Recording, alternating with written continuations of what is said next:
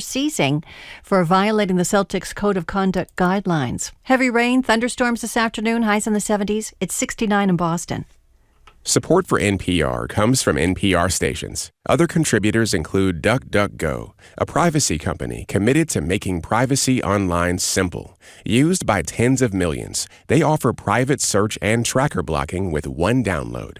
DuckDuckGo, privacy simplified. And for more original reporting, visit gbhnews.org.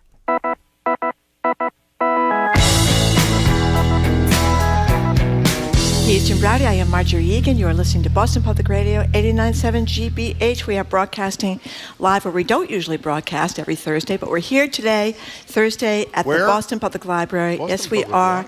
And we are streaming at youtube.com/GBH News. We won't be back here tomorrow, but we will be back on Tuesday. And we should say, by the way, despite the fact that tonight is the fall equinox, we're going to keep our spirits high throughout the day. That's right. And one of the reasons is because yesterday, New York Attorney General Letitia James announced a lawsuit against former President Trump and three of his oldest children, a culmination of 3 years investigating his business practices and what James described yesterday as, quote, an astounding level of fraud. Here she is yesterday. Donald Trump falsely inflated his net worth by billions of dollars to unjustly enrich himself and to cheat the system, thereby cheating all of us. He did this with the help of the other defendants, his children. Say it ain't so. Donald Trump Jr., Ivanka Trump, and Eric Trump.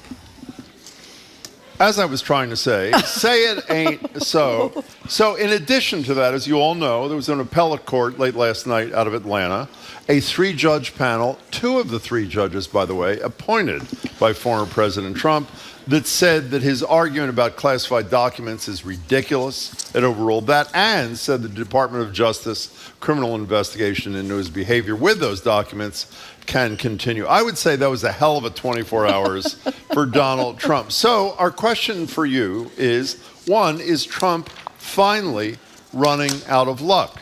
Does that make you feel good? Or do you have concerns about what it means, even with Donald Trump, to have a former president possibly criminally prosecuted and possibly jailed? Our number is 877-301-8970. That's for texting and calling. You can tweet us at BOS Public Radio. I know we've said this, I think, 4,212 times.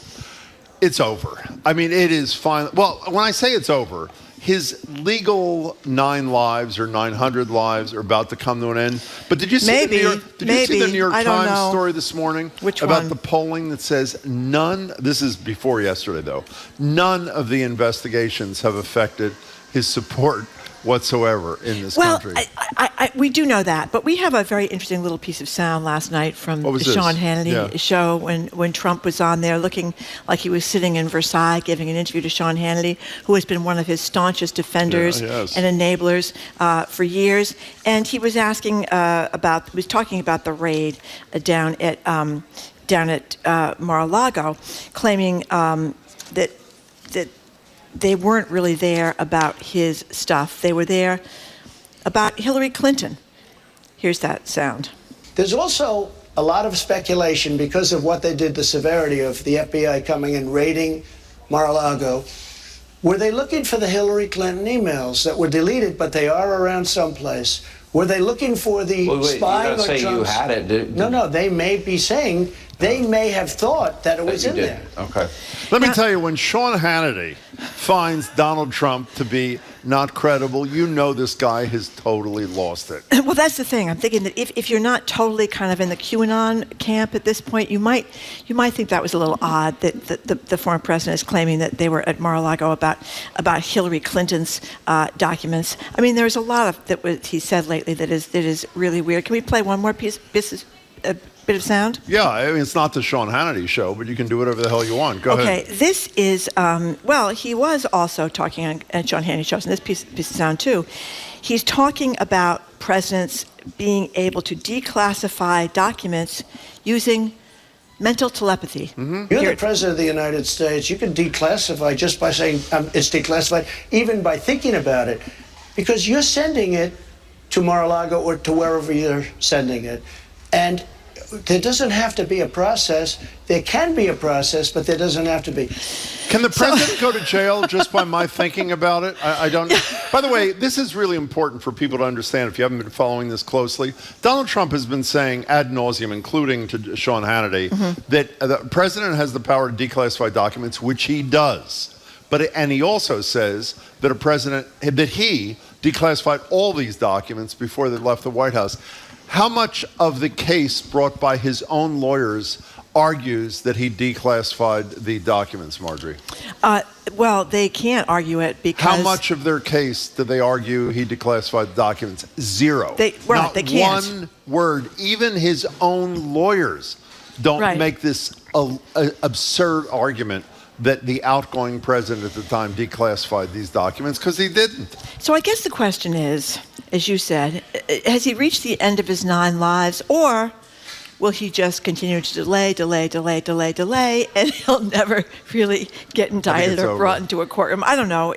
We'll see. Do you think 2 of his kids are turning on him? We know that one of the kids, is it Don Jr., didn't testify? Trump and Eric took the 5th. Oh, Eric, I'm sorry. Yes, but Ivanka and Trump Jr. actually answered questions about this, and they were in there for hours and hours and hours. And this is, of course, about the deflating of the documents. Some of the stuff is so great in this that, they We should explain what deflating the documents. What is it?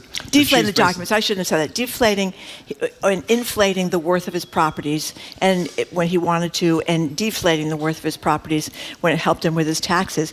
I mean, he's got this huge apartment, as we know, in Trump Tower, right? Mm-hmm. And in these documents, he said that the Tower apartment was 30,000 square feet big, but it was only 11,000 square feet big. I mean, that is one big apartment, 11,000 square feet, but it's not 30,000 square feet. And he talked about the price of his different properties. He had one property, I think it's at 40 Wall Street. It's known as the Trump Building in the New York Financial District. And he got appraisals of the property in 2010 and 2012, and it said that the property was worth $200 million and $220 million, respectively, which, of course, is a lot of money. But he said, Trump's company said the property was worth twice that. $524 million in 2011. Miraculously, it went up to $527 million in 2012, and it kept going up after that. So it's like the size of the lies is just incredible. He said Trump Tower had more floors than it did. Well, we want to know. We don't want to argue the merits of the case. Let Letitia James argue the merits of the case. Seems pretty solid to me. The question is, do you think his goose is finally cooked? And does that bring you joy to have a former president of the United States brought down? By the way, as I'm sure you all know, the Letitia James thing is not a criminal prosecution. However, she says she believed crimes were committed and referred it to the U.S. attorney in Manhattan.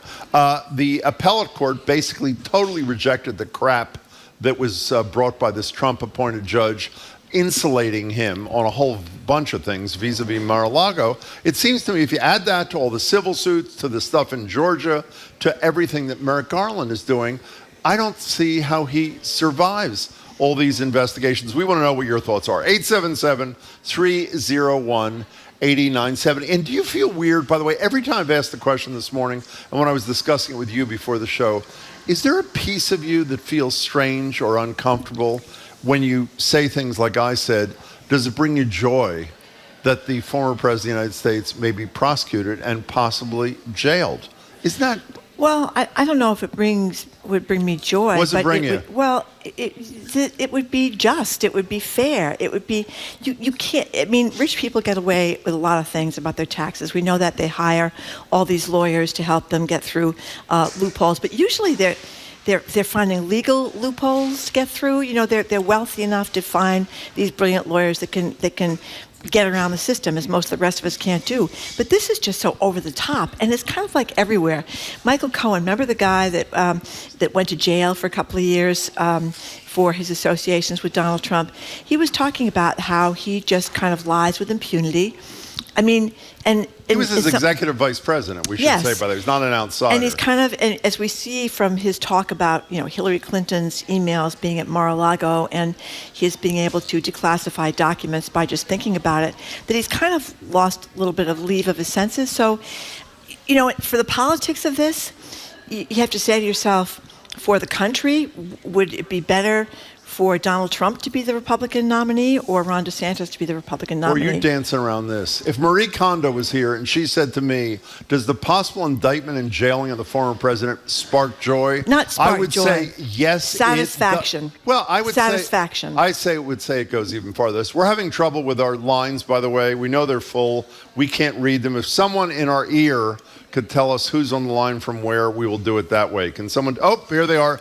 Paul and Worcester, you're first on Boston Public Radio. We're sorry it took so long. We just didn't see any of the calls. Hey, Paul, what's up? Or the text messages, for that matter. Well, they're starting to come in. Hi, Paul, what's up? Good morning, Marjorie and Jim. You're kidding me, right? Which? About Trump. When it comes to him getting in trouble, I got to stop listening to the news because these teases just come day after day. So I'm going to buy a pig, and I'm going to stop listening to the news. And when I go outside and my pig is flying around my house, then I'll know I should pay attention because something actually happened to Trump. I mean, you ask about will I feel joy?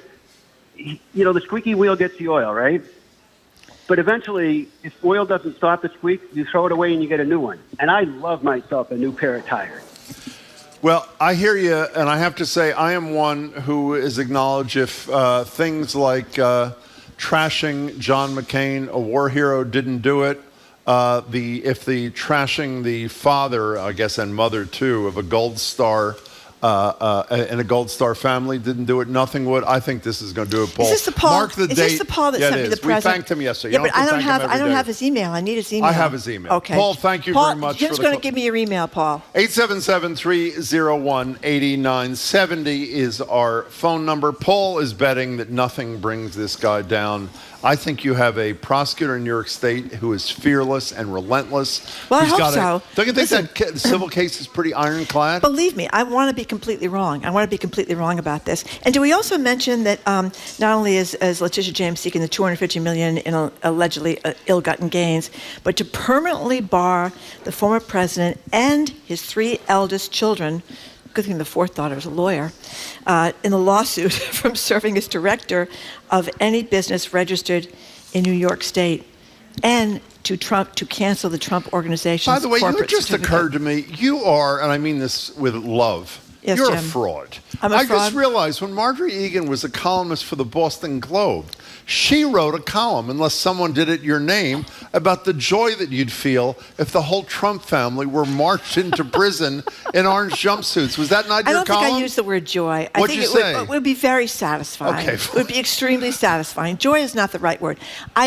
For the sake of the United States of America, for the sake of people not being able to get away, with basically screwing people left and right, yeah, I'd be really happy. And the idea that this is going to ruin the country is ridiculous. I mean, what's going to ruin the country? And remember how disgusted everybody was, or lots of people were in the polls when Jerry Ford pardoned Richard Nixon after Watergate. I mean, Watergate is such a tiny little speck of nothing compared to this. So right. Yeah, I don't think you can let somebody get away with this, because then you say to yourself, what do we stand for here? How many times have we heard we are a nation of laws, not of men? Margot in New Hampshire, thank you for calling. Hey, Margot. Hi, how are you guys? Excellent. Well, I'm great. Marjorie's pretending like she's not. Go ahead. I have zero qualms using the word joy if this person gets any kind of consequence whatsoever. It will be dancing in the street joy. But having said that, I'm kind of with your first caller there, where I just don't think it will happen anymore. How many times? I mean, how many ridiculous, horrible things has this person done and managed to weasel through it somehow or another? He just, he's like Teflon or something. I don't think it's going to happen. If it ever does, I think it'll be so kind of muted that it won't have the same impact. Hey, Margot. I just don't think it's going to happen. Margot, I got to raise something else with you because you sound like a really smart caller. You heard Marjorie Egan say about 30 seconds ago she never said joy in that column in the Boston Globe. I want to read to you from the column, and you tell me if she said joy. Did I say joy? This is verbatim from Marjorie Egan's column in the Boston Globe. Okay. Words cannot express the joy the vision provides. I'm not done. For days now, I've had the same fantasy. This is Marjorie Egan. Let me repeat, Margot. Ivanka, Jared, and especially Don Jr. in orange jumpsuits. Let me repeat. Words cannot express the joy the vision provides. Okay. I'm not proud, but I'm not alone. Margot, did she express joy, yes or no? I guess I did. It seems she did. Yeah. Seems she did. Margot, I tried to thank weasel you. out of it, but I was caught red-handed. What can I say? Martha in Acton, this is an emailer, a texter rather, says, does it bring me joy to see a former president brought down? No. Does it bring me joy to see this particular one brought down? Absolutely. So there you go. I guess there's a lot of people, including myself. I thought I didn't say that, but I guess I did, Jim. Thank you very much. You know what? If I'd written that in the Boston Herald, it would have been much better. You know why? Why? Because you couldn't find it. But the Globe's website It's hard to is find much more old efficient. Herald columns. Okay, It's we're really- talking about this lawsuit from the New York Attorney General Letitia James. We're also talking about the fact that the Department of Justice basically won its appeal, allowing them to further investigate the former president using those classified documents taken from Mar-a-Lago. His 3 kids are in big trouble too. We're going to continue this discussion after a quick break. You're listening to Boston Public Radio 89.7 GBH. We are broadcasting live from the Boston Public Library.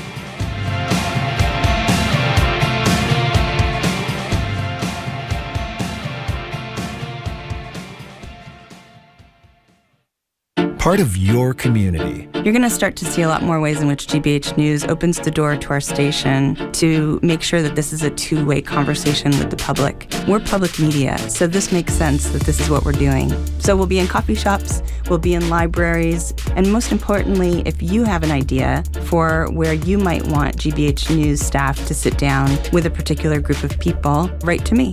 To contact Annie Schreffler, visit gbhnews.org/contact. Support for our programs comes from you.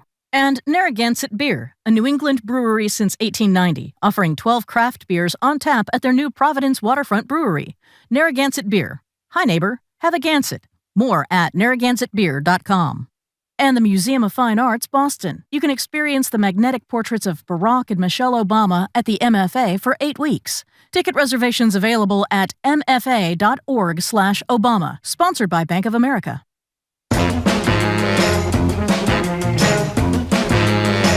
Welcome back to Boston Public Radio. Jim Browdy and Marjorie Egan. Yes, it's Thursday and we're at the library. We will not be here tomorrow. Long story. We will be back on Tuesday. You know, before we continue, we always urge people to come to the library for a lot of reasons. One, it's really fun to be here. It's really fun. It's a library. We share the space with the wonderful Newsfeed Cafe, and the Newsfeed Cafe does something wonderful as well. They partner with community businesses. And every Thursday, a terrific community business called Carolicious, we'll tell you why in a second, which features fabulous Venezuelan food, is here. We've just tasted it from the 2 Carolinas, Garcia and Salinas. It is spectacular. Yet another reason to come down here, even when we're not here on a Thursday. And by the way, there are 2 Aeronaut locations in Somerville and Everett, and they're also at the MIT Student Center. But thank you to the Carolinas. The food is delicious. Absolutely spectacular. Come sample it. 877-301-8970. We are talking about a bad day for Trump. An attorney general in New York, Letitia James, sued him for, only $250 million and saying he can't do business in New York anymore. And by the way, we haven't said yet, all of those Fifth Amendments, hundreds of times he and his son took the Fifth Amendment, can't be used against him in a criminal trial. It can be used against him in a civil trial. And of course, that appellate court in Atlanta overruled on a couple of critical issues that Trump judge in the Mar-a-Lago case, which is also bad news. We want to know, do you think it's the end of the road coming for Trump, and does it make you happy? Just one thing. Just bring this down to the barbershop level. Yeah. Imagine if you had a friend who told you he had a 5-bedroom house, and you got invited over for dinner, and all he had was a 2-bedroom house. I mean, what would you think of that friend? I think exactly what I think of this man. Yeah. I mean, how bizarre is that? An 11,000 square foot apartment is massive, but he wanted people to think it was a 30,000 square foot apartment, and he also wanted to say it sold for more than any other apartment in all of Manhattan. I mean, it's bizarre. Well, he did have the biggest crowds at an inauguration ever. not. Yeah. 877-301-8970. You know, by the way, while I just trashed you for misrepresenting your column in the Boston Globe. You did. That was vicious, Jim. Can I give you credit on one thing? I was ahead of the game. You were the first person, I think, in America to use one adjective that still fits perfectly to describe Trump. What was it? Deranged. No, another one. Oh, unhinged. Unhinged. Unhinged. And he really is. 877-301-8970. Let's go to Kate in Milford. You're next on Boston Public Radio. Thank you for calling. Hi. Hi, Jim and Marjorie. Hey. I just want to point out, as from somebody who voted for the former president, that the obsession that the people who dislike this man and his family have far out exceeds any sort of obsession that you think his supporters have for him. It is like, it's really sad, and it brings out a lot of just ugly behaviors and good people, I assume. I don't understand the obsession and the blindness that you have for the current president, who is doing similar things that you despise Like to what? stand for. Like what, Kate? Are you're gonna tell me that the current president has not lied while he's been in office about a number of things, like meetings he's had with military officials about the Afghanistan withdrawal, or meetings he's had with COVID officials and CDC officials? Those have been all up and up, or just discussions he's had or speaking in public and then had to walk back things he said. But that gets a pass. That's just he misspoke, or he didn't mean that. Can I tell you, Kate, if I may, with all due respect, and we're really glad you called, and we're not hanging up, so don't go away. You'll get to respond. I think comparing what you say are the lies of Joe Biden, and I don't know if he met with those generals or not. I'll take you at your word that he misrepresented. And by the way, I think the withdrawal, while we should have withdrawn, was conducted horribly, as we said on the air here, in any way is equivalent to the venal lies of Donald Trump and the attempt of Donald Trump to have an insurrection happen against the legitimate government of the United States. With all due respect, is unbelievable. This guy attempted to overthrow the government of the United States of America. So that's why I'm joyful if the chickens come home to roost. And I think Biden on his worst day doesn't measure up to Donald Trump on his best. But go ahead, take it away, Kate. Oh, thank you. I thought you had hung up. No. You know what? And I'm not going to defend the things that President Trump did, because I do disagree with a lot of them. However, bringing his family into it, I don't think is fair, especially when the current president's family seems to be getting a free pass on a lot of stuff. Well, first of all, Hunter Biden is being investigated. That's one. By the Department of Justice. And two, that's not a free pass. The reason the 3 elder children are involved in the Letitia James situation is because they were allegedly involved in the fraud, including Don Jr. signing some of the sworn statements suggesting what the worth of the properties was. So that's why they're included. It's not a political act. Kate, you can call it. I'm sorry. Let me just explain to you from my obsession with Donald Trump is that I love my country, and I cannot believe that my fellow Americans elected a con man who's been a con man his whole life, who was fined $25 million for screwing a bunch of young children who are trying to get an education, who has Trump University, who has been a fraud in New York City and a liar and a cheat his whole life. So I guess that's why I'm obsessed, because I think this is it is a horrible thing if we let someone that's the President of the United States get away with this. And by the way, Joe Biden had the least money of anybody that's been in Congress his whole life. Hunter Biden may have screwed up. I cut a lot of slack to people who had drug problems. It's this young man, he's not young anymore, and he did a lot of bad things. That's not Joe Biden. But if he committed crimes, if the kid committed crimes, he should be prosecuted. If he committed crimes, he should be prosecuted. But there's no one alleging any criminal activity involving Joe Biden. We've got 6 or 7 criminal cases right now against the president. Well, at least investigations. Investigations, but he didn't pay his lawyers. He didn't pay the contractors that work for him. It's on and on and on. And hey, Kate, you're welcome anytime, even though we have a strong disagreement. Thank you for your call. 877-301-8970. Where are we going next? Why don't you pick Jim? I don't think we can pick anybody right now. Bill and Chelmsford, maybe? Oh, is that where we're going? Bill and Chelmsford, hi. Good morning, Jim and Marjorie. Hey. that last caller just kind of twisted me around a little bit here. But well, she's entitled to her opinion. I mean, she's entitled to her opinion. No. Yeah. That's not what I was going to say. What I'm thinking is just quite the opposite as far as the followers of Donald Trump. First of all, I find joy that Donald Trump is possibly going to be finally convicted of something, but it is sad for our country because he was a former president. I think that's unfortunate. Mm-hmm. But here's my concern. I think his followers will be emboldened and strengthened by any kind of decisions that keep coming down as far as indictments or whatever. And my final thing is this case against him from New York is civil, and my fear is they will settle out of court for some dollar amount, which is what they tend to do in these cases. They very rarely get prosecuted all the way to the end. And unfortunately, the case that really should be followed by everybody is the insurrection. Focus on that. That is what you brought up, Marjorie, about against our country. Those actions right there are the things that we have. Our democracy is fragile. Democracy is fragile anyway.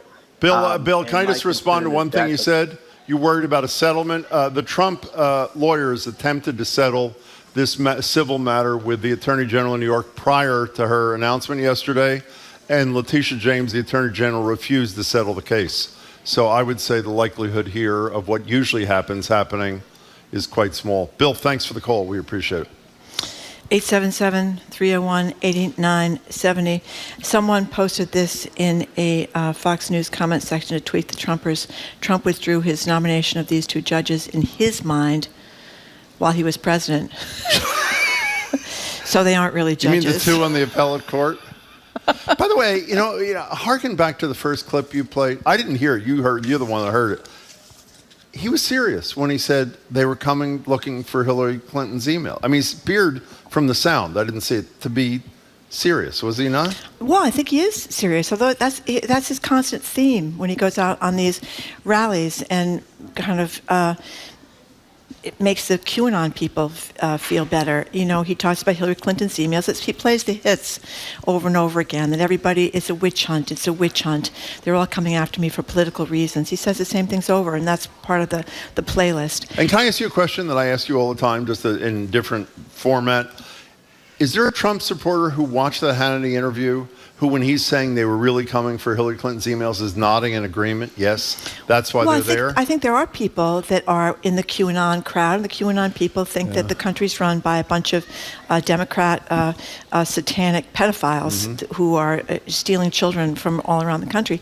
I mean, it's kind of like, you know, there was a woman who talked about her father getting sucked down this demonic hole by his Facebook feed and radio shows he listens to and stuff like that. And I think somehow, you know, people that have got issues in their lives, they kind of take leave of their senses, I guess. Al in the car. Hi, Al. Hey, Al. Hey, guys. How are you? Good. What's up?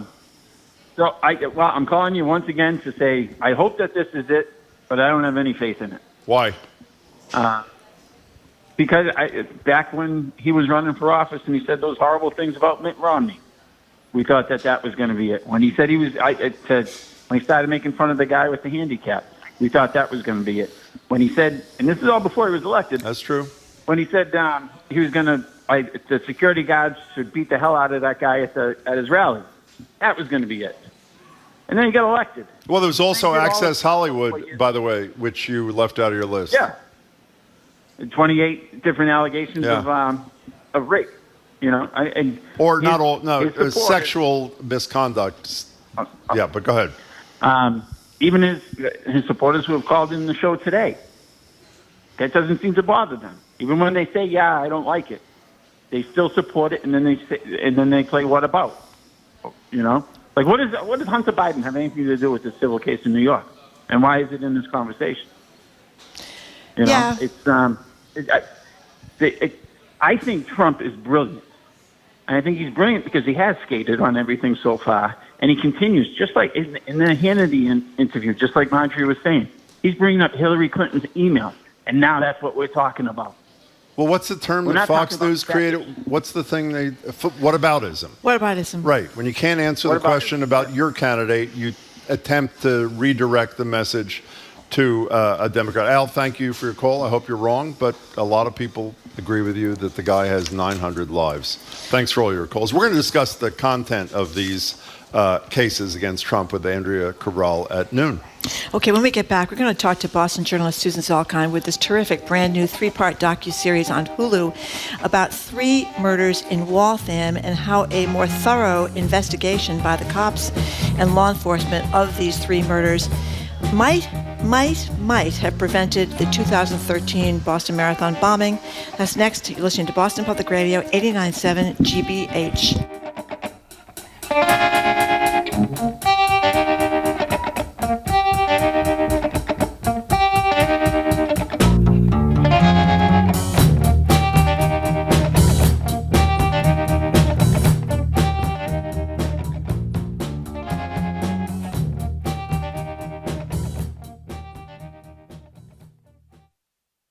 Next time on The World, the Roma are the largest ethnic minority in Hungary. They've been reviled and discriminated against, even by Hungary's president, Viktor Orban. But now the Roma community has a tool to change that. A mi rádiónk, a mi hangunk, a mi hangunk. Rádió Dik, romákról. Radio Roma, building understanding and breaking down stereotypes. That's next time on The World. This afternoon at 3, here on GBH News 89.7. Support for GBH comes from you and Massachusetts Maritime Academy, the Commonwealth's leadership university. They offer a hands-on learning environment, helping to prepare their students to be global leaders in careers on land or at sea. Maritime.edu. And Guava Health, a personal health tracker that keeps your health information in one place. You can find records, see health trends, and track your symptoms and meds. Available on Android, iOS, and guavahealth.com.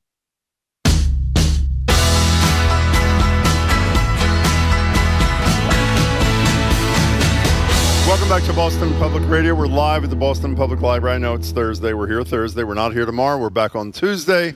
We are streaming at youtube.com/GBH News. In 2011, on the 10th anniversary of 9/11, 3 men were murdered in Waltham, a crime that has still never been solved.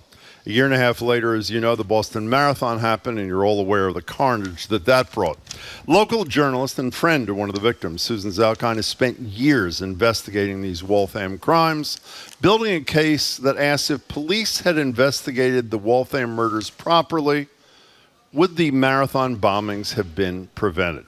Susan joins us now at the Boston Public Library to discuss her new terrific Hulu documentary series, The Murders Before the Marathon. Susan, it's great to see you, and congratulations. Thanks so much for having me. Yeah, ditto. You and the people that work with you on this did a great job. So let's begin at the beginning here. How did you get involved in this whole thing, and why? Can we just get something off my chest for a start here? Sure. Whoa. I used to be Jim's intern. Yes, that's correct. Well, Don't you hold and that I against. should have a beer and discuss our history with Mr. Browdy over there. Yeah. It doesn't matter. I prefer you not, actually, if you don't mind. Yes, you were. Good. How did I get started? Well, I still feel like his intern right now. It doesn't matter how many Hulu docu-series. I'm up here with so much nerves. Well, I was at NECN. I mean, I was Jim's intern. He got my foot in the door. I was typing up those chyrons that you see on the screen. They were riddled in typos, thank goodness. Jim liked me and had some sort of sense. She can't spell, but she has some other things going for him. And I really you remember, Jim, I really wanted to be an investigative reporter, and I loved the crime beat, write what you know. This was my calling. And I had a firm understanding of criminal cases in the Boston area. I grew up going to trials. My father's a criminal defense attorney.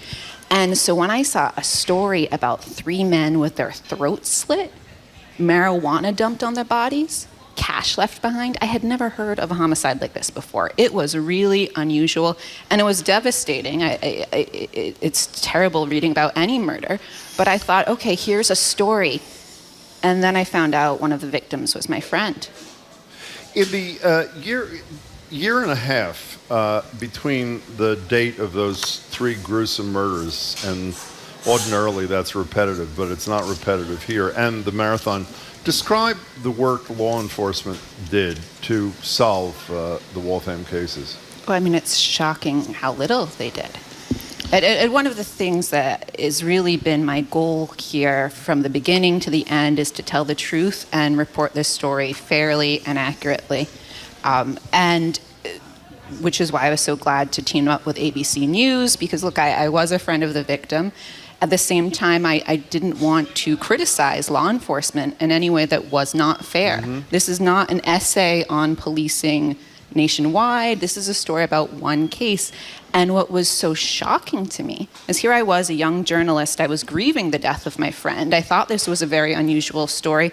I was confused as to why there wasn't more play about this case in the media, more pressure from people to ask those questions about law enforcement. But here I was a young journalist. I was questioning my instincts and I was grieving the horrific loss of my friend. So what was so devastating to me is here the Boston Marathon bombing happens and I start to really dig in. What did law enforcement do? And here I was trusting that they would at least work to get to the bottom of this grisly case. They didn't go to the gym. Now, Tamerlan Tsarnaev, as you know, the Boston Marathon bomber, he was a boxer. Yes. That was his Quite a identity. good boxer. Yes. The three men who were killed, they were marijuana connoisseurs, distributors, back when it was illegal. But Brendan Mess was a purple belt in jiu-jitsu. He was going to the gym 3 days a week. So you think about one of the three victims in Waltham. One of the three victims. You think about a murder like this, it's hard to slit one person's throat, let alone three. You have to think about the physicality and the planning required to take someone like that out. And so one of the first places that I would go, if I was curious, would be the gym. They never went to the gym. We have reporting that they were provided Tamerlan Tsarnaev's name on multiple occasions with people I've spoken to. They never questioned Tamerlan Tsarnaev. And something I discuss in the story is there's a robbery. Raphael Tekin, who's a third victim, had an apartment in Waltham. It was robbed within the same 24 hours as the Waltham murders. Now, if you were a curious detective and you had a man murdered across town and you find out that his apartment is robbed the same night, aren't you going to dust for prints? Aren't you going to ask questions about that? There are three men in that apartment there who spoke to law enforcement afterwards. Law enforcement apparently was not interested in this robbery at all. You know, one of the most powerful lines coming out of you in this terrific three-part series is you comment upon the slashing of three men's necks as a method of execution rather than shooting them. Could you repeat what you said to the audience? I don't mean verbatim, but you try to walk a line because you don't want it to be sensational, but this is important. You think about a murder like this, stabbing is personal. You think about the people who are stabbing victims, those are domestic cases. You have to have a will to stab somebody like that. You think about pulling a trigger is one thing, that's business. That's a professional shooting. And we see those. You have silencers, you want to be in, and then you want to be out. So you think about somebody who not only has the wherewithal to stab one person, they stab three people, and then they stay at the murder scene. They hang around to stage it. Now, what struck me immediately about this crime and what horrified me on top of losing a friend is that somebody was out there and they did this on purpose, and it appeared that they enjoyed it. This seemed to be somebody who liked killing. So as somebody who's familiar with homicide cases, I figured law enforcement would be familiar with these facts too and want to apprehend this person, because somebody who goes around slitting three men's throat and then staging the crime scene like a theatrical act, they're not just going to go back to their day job. And didn't you also point out that Brendan Mess was beaten quite badly to reveal where the money was, and so there was that part of it too before? This was an unbelievably horrific murder. And what's been so challenging is it's 10 years. It's taken me 10 years to get details out of the case, and nobody is presenting that information. I get those details in bits and pieces as they've come through the Tsarnaev trial, and the families, the people close to this case, have to be presented with that information as it is released in the media without any confirmation or context that this case is still open. Well, here's a former Boston police officer. I've spoken with him before. He's a great guy, Tom Nolan, talking about the local investigation into this Waltham triple homicide. The case remains unsolved to this day. There has been no kind of closure or finality for any of the victims' families. It would appear that the resources necessary to bring this investigation to a very quick and successful conclusion were not devoted to that investigation for reasons that are unknown to me. It's important to point out in the context of the Boston Marathon that these triple murders were months before the marathon bombing. Year and a half. And the other thing, Susan Zalkine, is as you said, there's a lot of criticism that the cops don't pay enough attention to gang violence, poor black kids that get shot in Roxbury and Mattapan and stuff. And you hate to be classist about it, but it's true that usually if you have three middle-class white guys, one of them was the son of a rabbi, right? You had the poor sister out dealing with the fact that they haven't really looked into this case. I mean, you do ask yourself, why? Why was the Waltham Police Department not more interested? Why was the District Attorney's Office in Middlesex County, then under Jerry Leone? Why? Now, that's a very good question, and I have to be delicate about what I say here. And there is a book that's coming out next year, and it will go into your book, not my a book. We'll go into every detail of this. But I have to say, the why question has honestly been a bit of a distraction in this, because we get to why, and it's a fantastic. It's an incredible, mind-bending story. People ask why, but the fact of the matter is that they didn't. People often come up with theories of why they may have done this or why they may have done that. And it's important to ask those questions, but what we haven't reconciled with is the fact that they did not. Yeah. Well, I want to return to the why, even despite what you say, but in a minute. So the Tamerlan-Tsarnaev connection is not explored. And then a guy enters the scene, Tadashev, in an apartment in Orlando, Florida. Explain who he is and how he advances this whole story. No, Ibrahim Tadashev was an associate of Tamerlan Tsarnaev's. He worked out at the same gym where Brendan Mess, Tamerlan Tsarnaev, and the other two victims had been there too. So all these men are working out at the Y Crew gym.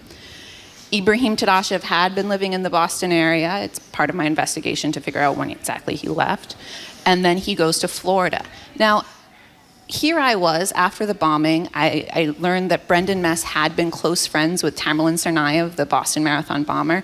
And as devastating as this was, I also had some hope that, look, maybe Middlesex County didn't do a thorough investigation, but now this is a matter of national security. Now, all of law enforcement is going to make finding the answers behind to what happened to these three men a priority. And instead, 1 month later, a strange story breaks out of Orlando, Florida, that an FBI agent, and there were 2 Massachusetts state troopers with him, shot to death a man in his own apartment. Now, there was a lot of reporting, none of which was confirmed later, but the story is that this man allegedly confessed. He implicated himself and Tamerlan Tsarnaev in the crime, and then he's shot to death. Now, that was the moment where here I was, like, with very little experience. There was no one in law enforcement that I could turn to. Law enforcement on every level essentially remained silent on what the connection actually was between the Waltham murder case and the Boston Marathon bombing. Was this confession valid? Was it not? I mean, there's no one else other than myself right now who's looking into this and providing answers to that fact. So that was the point. After Ibrahim was killed, there's a man shot to death in Orlando after he allegedly confesses to my friend's murder. You got the picture of the piece of paper with the writing on it. Oh, yeah. No, I mean, that took years. So that was when I was like, all right, screw it. Like, let's go all in. I went to Florida. I talked to the girlfriend. I went to the house, and I haven't looked back since. So did the investigation pick up steam after the murdered Tadashev says that the marathon bomber, the elder brother, the marathon bomber, and I were responsible for that triple murder? Do you know what's so crazy, Jen? Apparently not. You know, one of the things that I noticed, there was an investigation into the shooting in Florida, and I was down there at the same time where other investigators were doing that investigation, and often we'd bump heads, we'd talk to the same source. Oh, none of that seems to have been happening here. We can talk about how this case has played out along with the Boston Marathon bombing, but you talk about Rennie, who was indicted for lying, And this was a lie that happened in 2013. That was the wife. This was the wife. Of Tadashev. Was indicted for lying, but she was not indicted until 2016, after the Boston Marathon bombing trial. We recently have a note from Middlesex, because I've been asking them for information, and they tell me they can't give me information because it's an open and active investigation. So what I essentially did was said, prove it. Prove to me that this is an active investigation. They came back and told me that they had interviewed one person in the last year, and that they had potentially found new material evidence. But do you know what the date of that discovery was? It was a month after the Supreme Court hearing. We're talking to Susan Zalkind, who is the driving force behind this new terrific and really disturbing documentary, or docu-series, I guess you'd call it, The Murders Before the Marathon. It's on Hulu. I want to return to the question that you weren't quite dismissive, but you're saying it's not. I think a lot since I've followed your reporting on this, and by the way, we have done in our own way. Marjorie and I tried to advance the story thanks to you. You really have. Thank you, Talked to the sister of one of the murdered victims, the Attorney General, about why she didn't cross-examine, or at least examine, the state police who were on her watch, who were in that apartment in Orlando. I totally understand. First of all, let me say two things. One, you make, in my opinion, an ironclad case that Tamerlan Tsarnaev was involved in the Waltham murders. You cannot watch this documentary, which I think is very even-handed, and not believe that the elder Tsarnaev was not involved. And by definition, if he was and had been arrested and prosecuted, obviously there would not have been a Boston Marathon, which is why this matters. I said to Marjorie this morning when we were discussing the why thing, I totally get why law enforcement would want to deep six this after the marathon, because obviously if they did determine that Tamerlan Tsarnaev was involved, they're admitting that their shoddy work allowed the Boston Marathon to happen. But I don't understand still why for a year and a half the murder of 3 middle-class white kids didn't matter. I mean, we talk a lot on the show with a lot of people. A lot of crimes that are committed against kids of color and lots of other poor kids, one thing. These are 3 middle-class kids in a Boston suburb. I look forward to discussing this with you more, but for now I want to say that that's what this docuseries is essentially calling for, is some form of accountability. Now, you saw some of that in the docuseries when I was working on this active records request with Middlesex. Well, after the docuseries came out, on my third appeal, the Secretary of State stepped in and said, Middlesex, you can't use this blanket statement that you can't turn anything over because it's open and active. And so now the Secretary of State has ordered Middlesex to turn over all of their case files in camera to the Secretary of State, so the Secretary of State will review what is admissible or not to me. And so for me, that's a huge victory. It is huge. We're waiting for Middlesex to comply, but the move here is to have an outside agency holding some sort of accountability, review. So we're waiting for Middlesex to comply. Marian Ryan's office, we know that they are in communication with the Secretary of State. And so my hope is that we're at least able to see the records of what did and did not happen, and at least examine maybe we could do better next time. You know, it's important to point out here the larger context of this in Massachusetts, that reporters and representing the public, which is interested in finding out facts, and that's how they get it through reporting, is very bad about information in general. I mean, the cops are bad, the DA's office are bad, the legislature. I mean, people may know, we've talked about this before, you have all these voice votes in the legislature. You can't even know how your elected representative votes on issue after issue. The governor, the legislature, judges, they're all immune from a lot of these public record laws. So it's a real problem, and your heart has to go out to people like Ibrahim Todashev's father, who is trying to figure out how his son, no matter what his son may have done, he's shot 7 times, which seems like a lot of shots, when he's in a room with 3 heavily armed, 2 state troopers and 1 FBI agent, or when you had the scene of Eric Wiseman's sister, who's at his little memorial for him, as Tom Nolan pointed out, not getting any answers. I mean, it's horrible. It's just horrible. There's a disregard for the victims' families. Well, it's more than that. I think one of the things I was listening to the radio station on the way in here, today we talk about disinformation and misinformation and conspiracy theories all the time as a tangible factor in a political discourse that's extremely harmful. There was none of that in 2013. But looking back, it was really the dawn of a new age in conspiratorial thinking. My first introduction to Alex Jones was him railing about my friend's murder. I forgot about that, right. And at the time, I had never heard of this guy. Some of the conspiracy theories that still persist to this day, actually, their origins are in Russian today. But there was nowhere else to turn for answers. Yeah. And so when I was talking to people in my community, this was why I needed to find answers for myself. They looked to people like Alex Jones or others who were coming up with these theories of what must be the answer for this. And ultimately, my reporting shows more of a rot, more of a system that does not have accountability there. But do you see how harmful it is? Yeah, it's very harmful. These questions of why are very important, and people deserve answers to them. And they have not been provided those answers, and it creates this vacant hole in which people like Alex Jones or Russia Today can step in and come up with these conspiracy theories of a deep-seated cabal and this highly orchestrated plan, when really, okay, I can't disprove that. But what I have seen on every level is people in power doing what's best for them, not taking the more difficult or challenging step. For example, Martha Copley. She was Attorney General. And I was with her, the Dylan Mess, Brendan's brother, Aria Wiseman, went up to her at a memorial service and asked her, what are you going to do about this?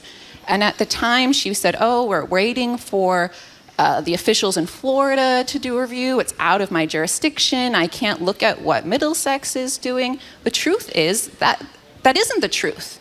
She could have looked at this case in Middlesex if she wanted to. It would be unusual for an AG to step in, but this is an unusual situation.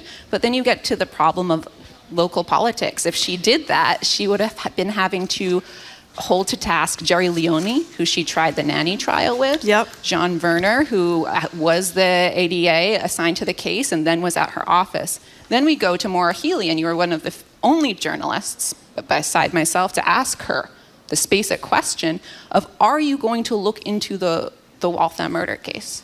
Are you going to at least hear from Marion Ryan an update about it? And she said no then. And I've talked to her people that her stance has not changed. Susan Zalkind, it's a great piece of journalism. People should watch it. It's very upsetting on a million fronts, including the basic fact that if there had been a different, more thorough investigation, the Boston Marathon bombing might not have happened, which is really horrifying to contemplate. Anyway, it's called Murders Before the Marathon. It's available now on Hulu, and we thank and congratulate Susan Zalkind for coming in and sticking with us.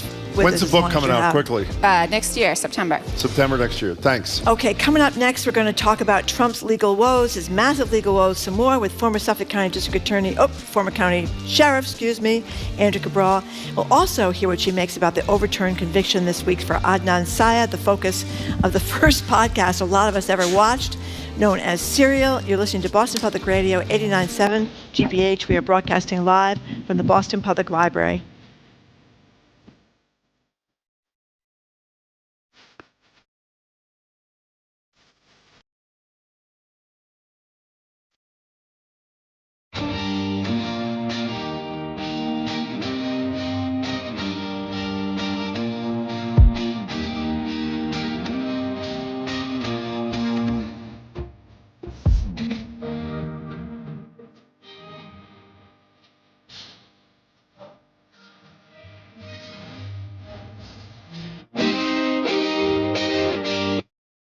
You're listening to Boston Public Radio with Jim Rowdy and Marjorie Egan. Just ahead, more smart conversation about what's going on in our community. That's right after an NPR news break, here on GBH News 89.7. Funding for our programs comes from you. And Babson College. You can explore graduate programs at the #1 school for entrepreneurship ranked by U.S. News & World Report. hosting a virtual open house on October 6th and 7th. babson.edu/grad open house. Experience the beauty of the blending of two cultures and savor the unique sights, sounds, and flavors of the U.S.-Mexico border. Don't miss La Frontera with Patty Hinich tonight at 9 on GBH2. I'm City Hall reporter Soraya Wintersmith, and you and I are listening to 89.7 WGBH, WGBH HD1 Boston, online at WGBHnews.org. Boston's local NPR. Ahead on Boston Public Radio, New York AG Letitia James is suing Donald Trump and his 3 oldest children for business fraud relating to the Trump Organization. Andrew Cabral will join us to discuss this. Then it's Sue O'Connell. She'll talk about a QAnon fan, Roseanne Barr's return to television on Fox Nation. Then former Education Secretary Paul Reville will discuss the 800,000 Massachusetts borrowers potentially eligible for student loan forgiveness under President Biden's plan. Boston Globe, Love, Life, and Vice columnist Meredith Goldstein is featured in a new Batman comic book under the DC umbrella by her friend and YA author Sarah Farazan. They both join us to discuss how their friendship and Batman obsession turned into a DC-sanctioned piece of literature, and we'll hear from you about a new move to turn human beings into compost as a more environmentally friendly way to deal with our deceased. So, are you ready to compost Grandma? All that to come ahead. Boston Public Radio, 89.7 GBH. Live from NPR News in Washington, I'm Lakshmi Singh. Russian President Vladimir Putin's thinly veiled nuclear threat this week is prompting calls for countries represented on the UN Security Council to uniformly condemn their fellow council member for waging war in Ukraine. At the United Nations today, U.S. Secretary of State Antony Blinken said Putin cannot be allowed to get away with shredding the international order the UN was created to uphold.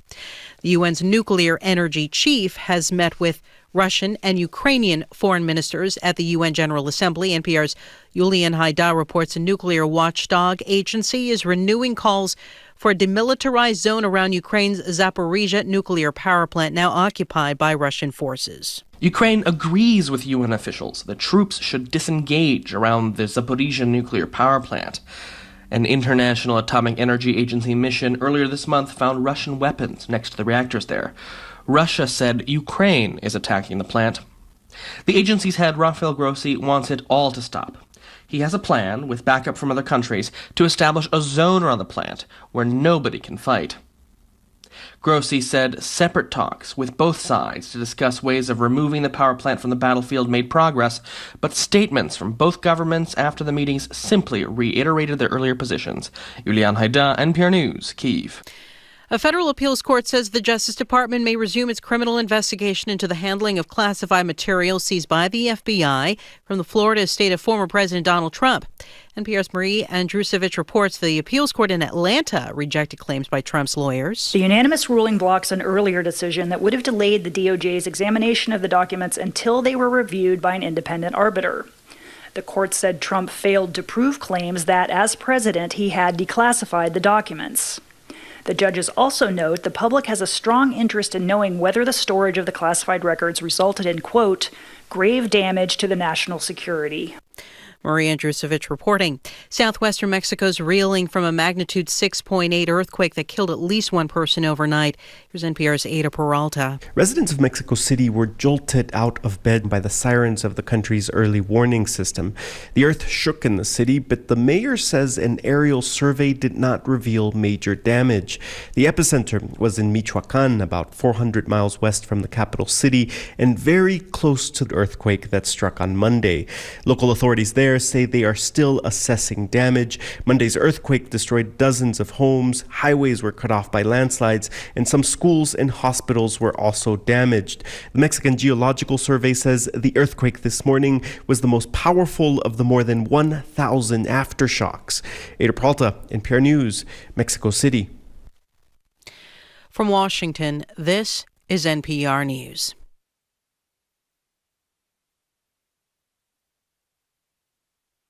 From the GBH Radio Newsroom in Boston, I'm Judy Ewell with the local stories we're following. 2 Massachusetts state lawmakers are the latest to call on federal officials to investigate Florida Governor Ron DeSantis for sending nearly 50 Venezuelan migrants to Martha's Vineyard. State Representative Dylan Fernandez and State Senator Julian Cyr are both asking the Justice Department to investigate whether Governor DeSantis violated the migrants' rights and then derailed ongoing immigration proceedings. The governor's office says the migrants signed on voluntarily, but Cyr says they were misled. We've heard from one woman described the experience as feeling akin to being kidnapped. A coalition of civil rights attorneys filed a federal class action lawsuit aimed at keeping the governor from doing it again. Residents of 2 Massachusetts towns are being advised to boil their water after E. coli was detected in water samples. Town officials in Plainville and North Attleboro issued that advisory today after the E. coli was detected in the water system and treatment facility that serves both towns. More information is available for residents on the town's website.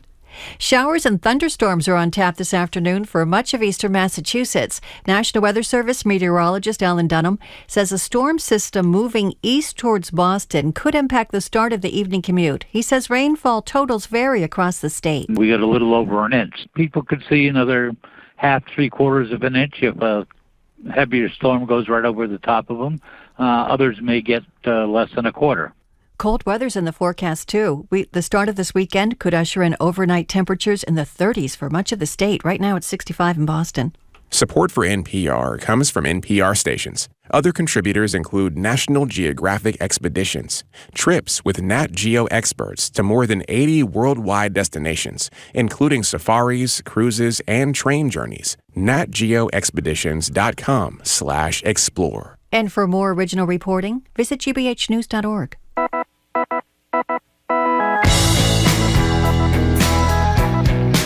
Houston Browdy, I am Marjorie Egan. You're listening to Boston Public Radio, 89.7 GBH. We are broadcasting. We don't usually broadcast on Thursdays from the Boston Public Library. We are here today. We won't be here tomorrow, but we are, as always, we are streaming at youtube.com/GBH News. Can you repeat that again, please, one more time? youtube.com. No, not that. When are we here? When are we not here? Are we here now? We're here now. Are we going to be here tomorrow? No, you're not. We're going to be here Tuesday? We're going to be here next Tuesday. Okay, but we are here now. We are here now. Okay. Unless I'm hallucinating, which is always a possibility. Thank you. Before we introduce our next guest, a breaking news story. A federal prosecutor has agreed to drop the charges against local judge Shelley Joseph. You'll remember she was indicted for allegedly helping an undocumented immigrant avoid an ICE agent waiting outside her courtroom, I think in Newton back in 2018. As part of the agreement, the judge has agreed to submit a certain agreed set of facts for a review by the state's Commission on Judicial Conduct. So again, the criminal case against Judge Shelley Joseph has been dropped. In any case, joining us now, who is joining us now? Oh, that would be Andrea Cabral. Joining us is the former Suffolk County Sheriff, the former Secretary of Public Safety here in the Commonwealth. That, of course, would be Andrea Cabral. Andrea, good to see you. Hi, how are you? Excellent. Hey, Andrea Cabral, great to talk to you. So we talked a lot about Trump's legal travails, I should say, with our listeners about a half hour ago. But I wonder if you could just fill in the blanks about the 11th Circuit Appeal Court, which overruled the lower court judge, and about the Letitia James lawsuit in New York State. Okay, so every time we have these conversations, I am always struck by the fact that we're talking about a former president of the United States, and there are endless investigations into his misconduct. And then there's everything that everybody knows that he did while he was actually president that doesn't even fall into any of the categories. And it just astounds me every single time I find myself talking about it. But in any event, as I've said, and I'm sure many others have said, Judge Aileen Cannon had issued an absolutely bonkers, insane decision to appoint a special master, and further had told the Department of Justice that as an agency of the executive branch, they could not have access to their own documents. And by all accounts, it just was an insane ruling that had absolutely nothing to do with the facts of the law. And one of the things she said in that decision that was just it was so offensive to attorneys, but just so insane, was that she didn't actually seem to believe that documents marked classified were classified. Even in the absence of anything from the Trump team that spoke to that, and worse, whether or not the documents are classified is irrelevant to whether or not he had the right to remove them. So, there were lots of problems, needless to say. Universally, this decision by her was sort of universally reviled. And so what the DOJ did was ask to just have 100 classified documents exempted from her decision. She denied them that. They gave her an out, and she rejected that. She also rejected an amicus curiae brief from a bunch of actually Republican former administration officials and lawyers, president's counsel and so forth, telling her that her decision was wrong. So the DOJ had told her, if you reject this, we're going to appeal it to the 11th Circuit. So yesterday, the 11th Circuit, in a panel that was comprised of 3 judges, 2 of whom were appointed by Trump, 1 of whom was appointed by Obama, issued what's called a per curiam opinion, which means that while there's one judge who's the author of the opinion, all 3 judges signed on to it, which is something that they do to make sure that people understand that they are unanimous in this decision. And what they said to her was, you abused your discretion. They went through all of the criteria that have to be met in order to for her to have appointed the special master, in order for her to have enjoined the DOJ, and that's extraordinary relief, especially in the context of an ongoing federal investigation, to literally thwart the federal investigation by telling the DOJ they can't have access to the documents they need to do the investigation. And they made it very, very, very clear that she was wrong. They granted the DOJ's request that her order enjoining them be stayed. And as of, I think, about an hour or so ago, she issued an amendment to her original order that's consonant with what the 11th Circuit told her to do, which is allowing those classified documents to be, allowing the DOJ to have access to those 100 classified documents. And they won't even go to the special master, from what I understand. They're essentially outside the case at this point. Is that not correct? That's true. And they knew the special master, Raymond Deary, who by everyone's account is a very well respected judge, very straightforward. He's a FISA judge, so he knows everything there is to know about classified information and how important it is. He had actually held a hearing where he had asked the Trump team for any evidence that there was a legitimate possessory interest in any of these documents. In other words, tell me how you somehow have a personal possessory interest in documents that belong to the federal government and the people of the United States, that should be, at a minimum, should be at the archives, but if it's classified information, should be in the possession of wherever, depending on the classification, wherever these documents should be, but not in your possession. They absolutely refused to tell him any of that, and very tellingly said, well, we don't want to tell you whether or not where this possessory interest comes from, or whether or not there was ever a declassification, as irrelevant as that is, because it might interfere with our client's defense if he's indicted. They actually admitted that the president stands a very good chance, former president, stands a very good chance of being indicted. And they refused, and that was part of what the 11th Circuit took into consideration, is you presented nothing. A judge gave you the special master and issued this order, and you have yet to show any basis for it, and you're the moving party. The burden is on you. You asked for this extraordinary relief. The burden is on you, and you've shown absolutely nothing. So essentially, she's now issued an order saying, yes, you can have your stuff back. Hey, on the Letitia James thing, everybody knows by now this is just a civil proceeding. I shouldn't say just. $250 million she's seeking, barring them from doing business in New York. The 3 eldest kids are involved. The one only question I have for you about this, Well, her proceeding was only civil. I may get this wrong, so please clear it up for me, Andrea, if you would.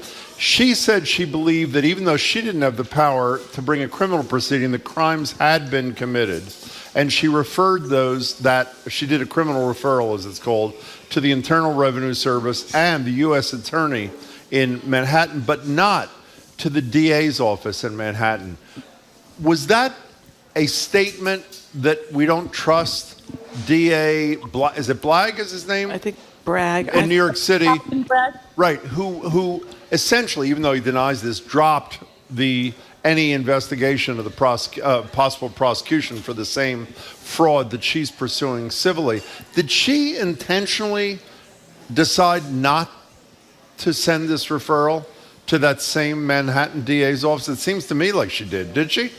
Well, I certainly can't say whether or not it was intentional. She would not have had to refer the case to Alvin Bragg in the Manhattan DA's office. They already have the case. What she did say, what she essentially left sort of open was, they've already dropped the case. They keep saying the investigation is ongoing. I feel safe saying what she was trying to say to Bragg was, you know where I am. Right. So if you want additional information to help you, if you didn't think you had enough, even though we both know you did, if you didn't think you had enough the first time, you know where the AG's office is. You can come and ask, and maybe we'll share the information. I'm sure she would share it. But I think the referrals, the federal prosecution, especially to the Southern District of New York, especially given what happened with Jeffrey Berman and what happened to Preet Bharara before him with Trump firing both of them because they wouldn't do what he wanted. I think that referral to the Southern District of New York sends a very, very clear message. Can I ask you one more question on this, then we can move on? Marjorie and I mentioned earlier that unlike in a criminal proceeding where a jury can't take, I think the terminology is any adverse inference from a defendant's claim of the Fifth Amendment, which both he and one of his sons did hundreds of times in this civil investigation, a jury in a civil case can. How powerful, in your experience, is a jury hearing that a defendant in a civil case like is it Eric Trump who took the fifth, you told me? No, Donald Jr. Okay, took both the fifth. Both of them. And Donald Trump himself. How powerful is that as a body of evidence when a jury in a civil case hears the defendant took the Fifth Amendment hundreds of times when asked questions? Very. Well, that's an answer. Very, yeah. Okay. And I think when she mentioned it specifically in the press conference, that he was, in other words, here someone is given the opportunity, if there's an innocent explanation for something, to explain it, and opts hundreds and hundreds to basically to every question other than his name.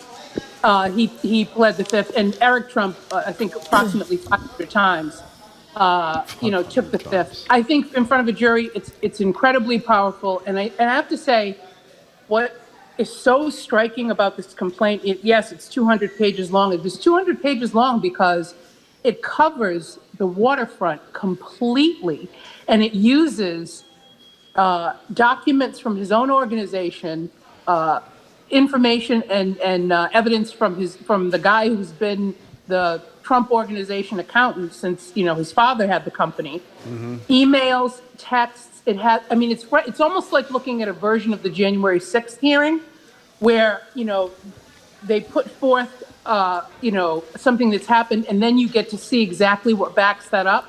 I mean, this is an incredibly comprehensive complaint, and I think that she was making it very, very clear, because they have to know the pushback is going to be, oh, this is political, oh, it's a witch hunt. He says that he has had to say that so many times that it's astounding that anybody could believe at this point that any investigation into him could be a witch hunt. But I think she was anticipating what the pushback was going to be. So this complaint and the investigation clearly dots every T, dots every I and crosses every T. I just have to point out we are getting emails about this text right now. Yeah. So what is this, Jim? Another witch hunt to keep him off the ballot? This is a texter. And then when is the Department of Justice going after Hillary Clinton? We want you to know, Mr. Texter and Ms. Texter, they already have. He may have forgotten the FBI investigation by Comey. So there was a massive investigation of Hillary Clinton's emails right before the election, 2 of them, actually. And when is the DOJ going after Hunter? Right, they've been going after him for quite some time, so rest assured about that. They have not gone after Joe Biden. I don't think there's anything that merits them going after Joe Biden, but just want those texters to know that there have been extensive investigations of the other 2. Anyway, let's move on to this incredible case. 2014, I remember I must listen to about 50 podcasts at this stage of the game, but back in 2014, this was like a total strange new world. One of my kids told me about this serial podcast that was doing this reinvestigation of an alleged murder involving an ex-girlfriend and how I should listen to this. And we now know that the serial podcast basically got the case reopened. Tell us about this case of Adnan Syed and his former girlfriend who was killed.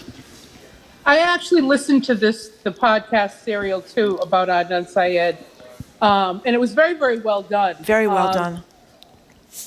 Essentially, he was a kid in high school, I think 17 or 18 years old. 17. I think he was 17, and his girlfriend's name was Heyman Lee. Yep. 18 years old, and he was accused of strangling her and then burying her in a nearby park. They had a relationship, I think, that was, I don't know if it had actually ended or it was sort of on the rocks. Yeah, it was his ex-girlfriend.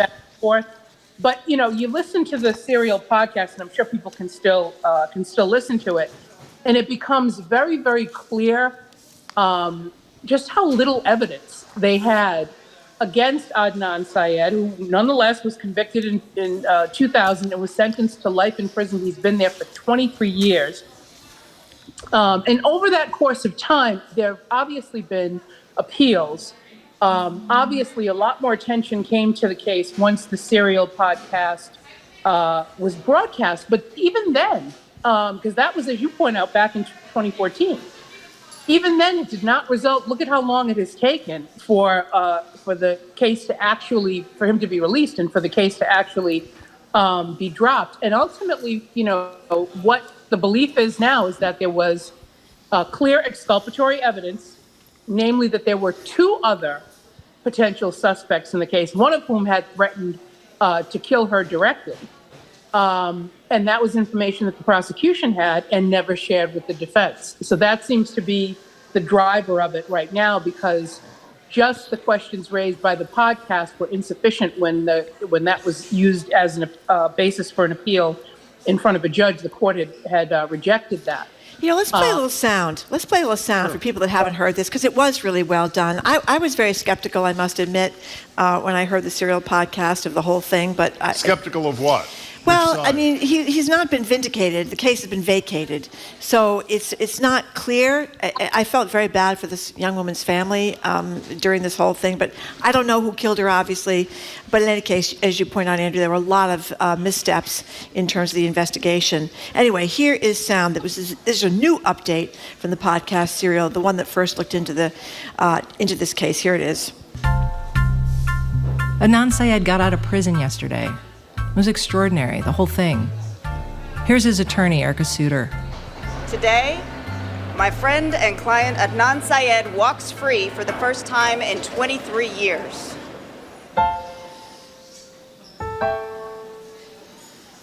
On Wednesday of last week, city prosecutors filed a motion saying they could no longer stand behind the murder case they built against Adnan. They were asking a judge to vacate the conviction. And this podcast just kind of took off. Like in the early days of podcasting, like millions of people started listening to this thing, and it became a real driver behind a relook at the case. Although, as you point out, it did take a while. No, it did, and both the coverage that I've read, both at NPR and the Washington Post, make the larger point of 2 things. Most people don't get a podcast about their case, right? And that, there are 2 things at play. People rarely have the kind of resources or get the kind of attention brought to their cases that this one had, and even then it took a long period of time. And two, the withholding of exculpatory evidence and the rules around that, even in many states, basically have resulted in this being a lot more frequent a thing than people think. And then you're also left with, well, what should you go back once you discover this? How should it be handled in order for there to be some sort of accountability so that there's a deterrent, so that prosecutors don't do this? I mean, it seems very clear to me that if you have information about two other suspects, one of whom has actually threatened to kill, and you don't turn that over, that's a clear Brady violation. That's not, the problem is that we leave it up to prosecutors and sometimes they can make a bad call. That is a clear Brady violation. What should happen to the prosecutor? I'll tell you what should happen. And please correct me if I'm exaggerating here.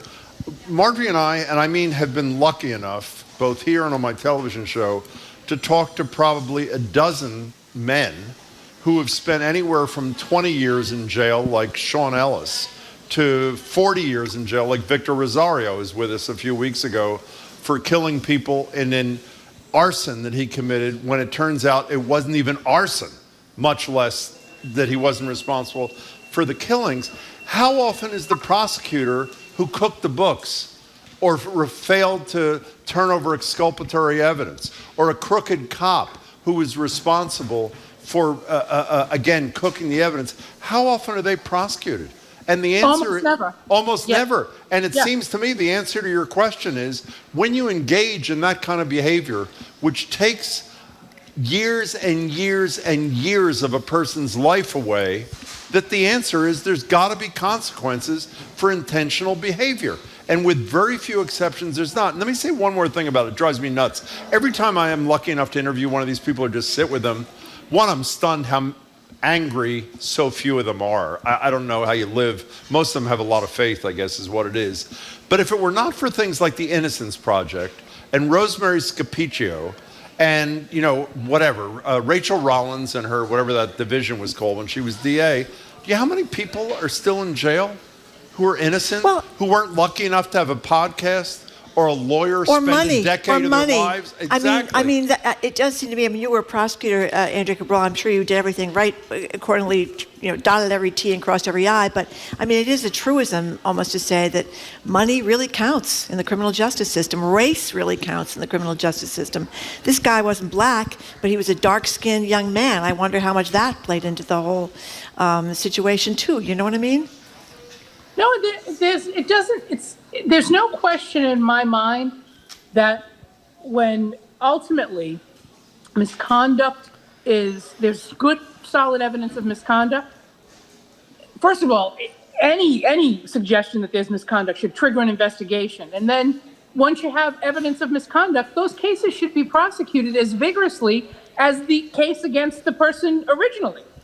And too often what happens is, the case, ultimately the conviction gets vacated and the attitude is, you should just be glad that we're letting you go. As though, you're doing this person a favor, having taken, decades away from them. Yeah, with nothing. Letting you go and giving them nothing to live a life. Not a toothbrush. Massachusetts is one of the few states that has a mechanism, at least, going to the legislature and so forth, that has a mechanism for some sort of remuneration around that stuff, but most states don't, and I think the part of you do see more focus on police officers who perjure themselves or police officers who withhold evidence. You see more focus on that, and you see more consequences and accountability around that. But it's still a fraction of the cases. And with prosecutors, you see none at all, in part because sometimes, people do give up 20, 30 years of their lives, and whoever it was that prosecuted them has long since retired or died or whatever. But there's got to be a mechanism here, especially with the cases that don't go on for decades and decades and decades, and people should be prosecuted for it. Lawyers should be prosecuted for it.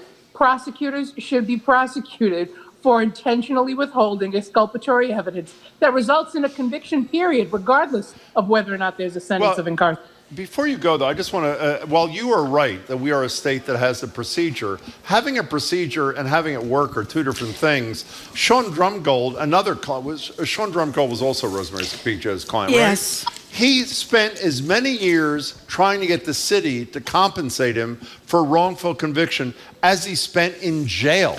And then he finally gets some money shortly before he dies. Because you can't get a job, right? Exactly. I mean, how many people are going to hire somebody who's been in jail for a horrible crime for 10 years, 20 years, 30 years? Make a suggestion? When we had Victor Rosario here with Sean Ellis a couple of weeks ago. Who's an unbelievable guy. Oh, my God, both of them. And they, along with this guy Champagne, who unfortunately also died recently after spending 40 years in jail, created something called the Exoneree Network, where because of what we're talking about, they're trying to provide support to other wrongfully convicted people who get out after decades in jail and have nowhere to go, no place to get support and that sort of stuff. Check it out.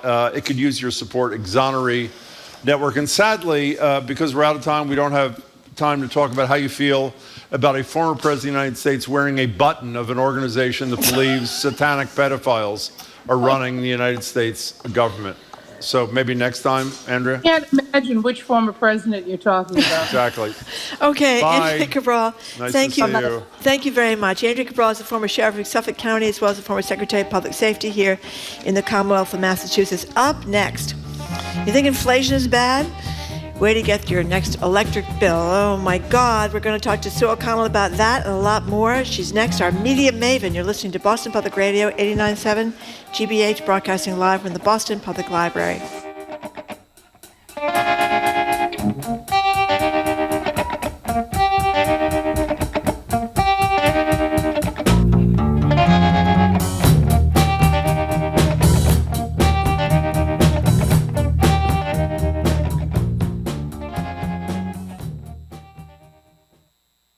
From GBH News and our Cape and Islands sister station WCAI, we're following this developing story. The dozens of Venezuelans sent to Martha's Vineyard last week, unannounced by Florida Governor Ron DeSantis. It's been reported that some of the migrants were told by a refugee association in Texas. If you get on this plane, you will have permanent housing. You will have work.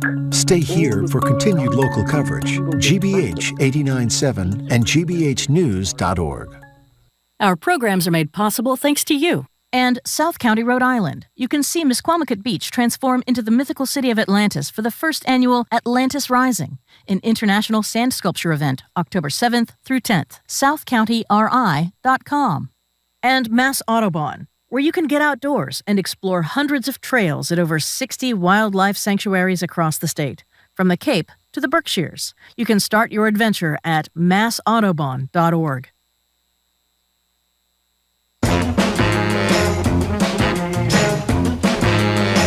Welcome back to Boston Public Radio. Jim Browdy and Marjorie Egan. By the way, we never do this, but I have to say two of our favorite people just are in the audience, Steve Kerrigan and Marianne Hughes, two of the great people of all time. We are really thrilled to see. We're thrilled to see everybody. We're particularly thrilled to see them, I should say. Who are you again? Oh, you are Media Maven. Sorry, I got distracted here for a second. Here to take on the social norms and abnormalities of the day, and she really can, is Media Maven Sue O'Connell. Sue is the co-publisher of Bay Windows and South End News, contributor to Current. That is on, I don't know if you're aware, Sue, NBC, LX, and NECN. Did you know that? I did, yes. Okay, it's on fine. nationally. It's a national. No, it is not. It's a national show for the cord cutters. Nice to see you. Thanks. Good to see you as well. Good to see you. Okay, I have a little preamble to my question. You know, a lot of people were very upset about the climate change activists who are blocking all that traffic yesterday. It really ticked off a lot of people. Several people have mentioned that to me this morning. But you know, if we were further ahead on climate change, we would not be in the mess we're about to be in with our electric bills going up by more than 60% this winter. And if we just had more renewables, we wouldn't be facing these disasters. So I just have to say that. How upset are we about our electricity bills combined, of course, with inflation? Yeah, see, that's funny. Both of those things are true. I actually, yesterday, was a family member had a procedure at Newton Wellesley Hospital. Procedure. That's Why okay. do we say procedure? Why don't we say Well, because operation? it wasn't an operation. It wasn't an operation. Okay, so procedure. It was okay. a procedure. Of course, I knew that the protest was happening, so I got everybody up and, out of the house early. And as I'm in the waiting room and I'm watching folks arrive, mostly elderly people, arrive late. because of their appointments. Because as we know, it's like a little drop of penny in the pond. That's and the right. traffic, all the traffic just, and it was. I obviously support people's right to protest. I support their First Amendment. We are in an urgent climate situation. And yet, folks are delayed for their surgeries and for their procedures and missed appointments. Somebody had to wait for their ride to come back, and it was going to take them 4 hours. And at the same time, as you say, we've got this news of this increase coming on our electric bill, which is our own fault, right? It's our own fault because we let Ted Kennedy not put any wind turbines outside of his view, and we didn't spend enough. Apologies, Steve. Steve used to work. I know you. Yeah. Okay, fine. And also, all the things that we have not done. So what do we do? So we're going to get hit in the pocketbook, and of course, some of us, it's not going to be a big deal, and for others, it's going to be a huge deal. It's a huge deal. Yeah. So they're warning us now, and there's not a lot you can do about this at this point, right? It's not. You can turn off fewer lights, but we're probably already doing that. We have an attorney general who voiced great displeasure with this. Let's see what Maura Healey can do in front of the. I don't know what the hell the rules are with the Public Utility Commission. Government money for people that are. Wait a second. They're not going to income. get away with a 60% increase. But according to what they say, it's they're not sending us. They're not adding on to it. It's the price that they're paying, which we're just paying the price that there's no profit built into it. Wait a second. Are you the real Sue O'Connell or a pod person? I don't know. Because the utility company is saying we're not making any extra money? Are you suspicious, Jim? You could be suspicious of that. But again, if we don't put pain on people, how are we going to change? That's the other argument. You know how we change? How do we change? By having radical protests that inconvenience people. Can I tell you something? I admit I'm a fraud. I support all these protests unless they're where I'm going. No, it's totally true. Remember when the bike people, they blocked your streets over there in Cambridge? Jim was very upset about that. They were fighting for bike lanes to change the way people get to work, so we'd have less pollution. Wait a second. Correct me if I'm wrong. I'm in Harvard Square. I'm on the radio on our other station. You were almost arrested. I was on the radio on the other station, our old station, and I was praising the demonstrators for blocking traffic. Right. I then get to Harvard Square, and a cyclist backs up her bike onto my front bumper. Yeah. And it's funny how my position changed on the issue. Listen. And then, wait a second. Correct me if I'm wrong about this. The next day, we get to work, and we're going to talk about it on the radio. And our producer at the time is now one of the star reporters at WBZ Radio, right. Matt Shearer. Matt and I'm Shearer, telling great guy. Matt Shearer the story, and correct me if I'm wrong, I think it was his girlfriend who backed up into my bumper. Am I not right about that? Or some such thing. But the reality is, unless you inconvenience people, hello, Reverend King. But also this. I mean, also, we are so few people. I mean, people were inconvenienced yesterday, obviously. But everyone's going to be inconvenienced by having to pay more. And if we had other ways to get our power and started saying, okay, this is going to happen every year, regardless of who's making money on it or who's not. When we have to pay more, we suddenly do things. And for people who haven't seen it, there's a really upsetting story in the Globe today about New Bedford, Marion, Mattapoisett, Fairhaven, that whole beautiful area down there. They're about to be wiped out. I mean, they're because of climate change, because they're so close. The salt marshes that are as good as because of rising water levels? Yes. Really? I mean, it's soon. I mean, I think they said we're in big trouble by 2050, which is not that far away, right? So obviously I'm most concerned about the vulnerable populations who have to pay the 60% increase, and I'm concerned about the vulnerable populations who get impacted by protests. But we have to take action on climate change. Yeah, but can I tell you something? I'm concerned about poor people too. But if it turns out the utility companies say that they're not making any additional profit, and their executives are only making $12 million a year, Brian we don't want to inconvenience is about to return to the Boston Globe, and he used to write these great columns to Tom May, who then was the head of Edison. Was it Edison then? Or Edison's in New York City. What was it called? It was Edison. It was Edison here for a while, then it became Boston Eversource. Edison. They've changed their names so many times. The head of the I don't know who utility. I'm paying every month. I think I'm paying He was 7 then companies. the $8 million man, and by now he could be the $15 million man who's ever running the joint now. And Brian was upset because he didn't have electricity for like a week after some storm, and he was sitting huddled with his dogs trying to keep warm on the couch. Yeah. So, Sue O'Connell, I hate to return to QAnon twice in a 10-minute span on the Why show. not? We were just talking about the former President of the United States wearing a Q button and posting it on his Truth Social account, I assume because he's proud of it. Roseanne Barr, who is a pretty much dyed-in-the-wool QAnon fan, who disappeared from her, was it the revamp of her old series? Because she was posting disappeared. Some racist, She was disappeared. Nazi-supporting Yes. tweets, is about to have a special on Fox Nation. Is that what it is? Yes, she is. So Roseanne Barr, of course, had come back to do the Roseanne Barr show, which then became the Connors, or the Connors family or something. Because then they got rid of her because of her crazy tweets. And this is a woman who has a history of false accusations. She accused her father of molesting her. Turns out that didn't happen. You might remember that from the People magazine years. She then went on. Sue is the only person we know who has a subscription to People magazine. It's one thing I to get it read online. She has a subscription. Great. I do. Yeah. That's how when my mother used to get the National Enquirer. We got the National Enquirer and the Star delivered at home, and she used to say, "The issue isn't whether it's true; it's whether it's news." That's right. That's right. Anyway, so Roseanne Barr then gets disappeared from her show, which I think is still on the air, and now she is coming back with the show on Fox. And of course, it's given everybody the opportunity to just bring everything she has ever written, anything she's ever said, which is much of it outrageous. And the hard part for me with Roseanne Barr, she was such a groundbreaking comic. She was. Before she got all the plastic surgery, she represented a type of woman that was the American woman that wasn't represented on TV, and her show represented issues of poverty and struggling and just all the American challenges that we have. And then she just kind of went off the deep end at some point. She did have, I think, a coffee farm in Hawaii for a while, or a hazelnut farm in Hawaii, and things seemed to be going well there for a while. But now she's coming back, and I give a lot of room to comics. I mean, I really do. I'm very, very forgiving of comics and artists. I hope there's a however here. It is. I can't.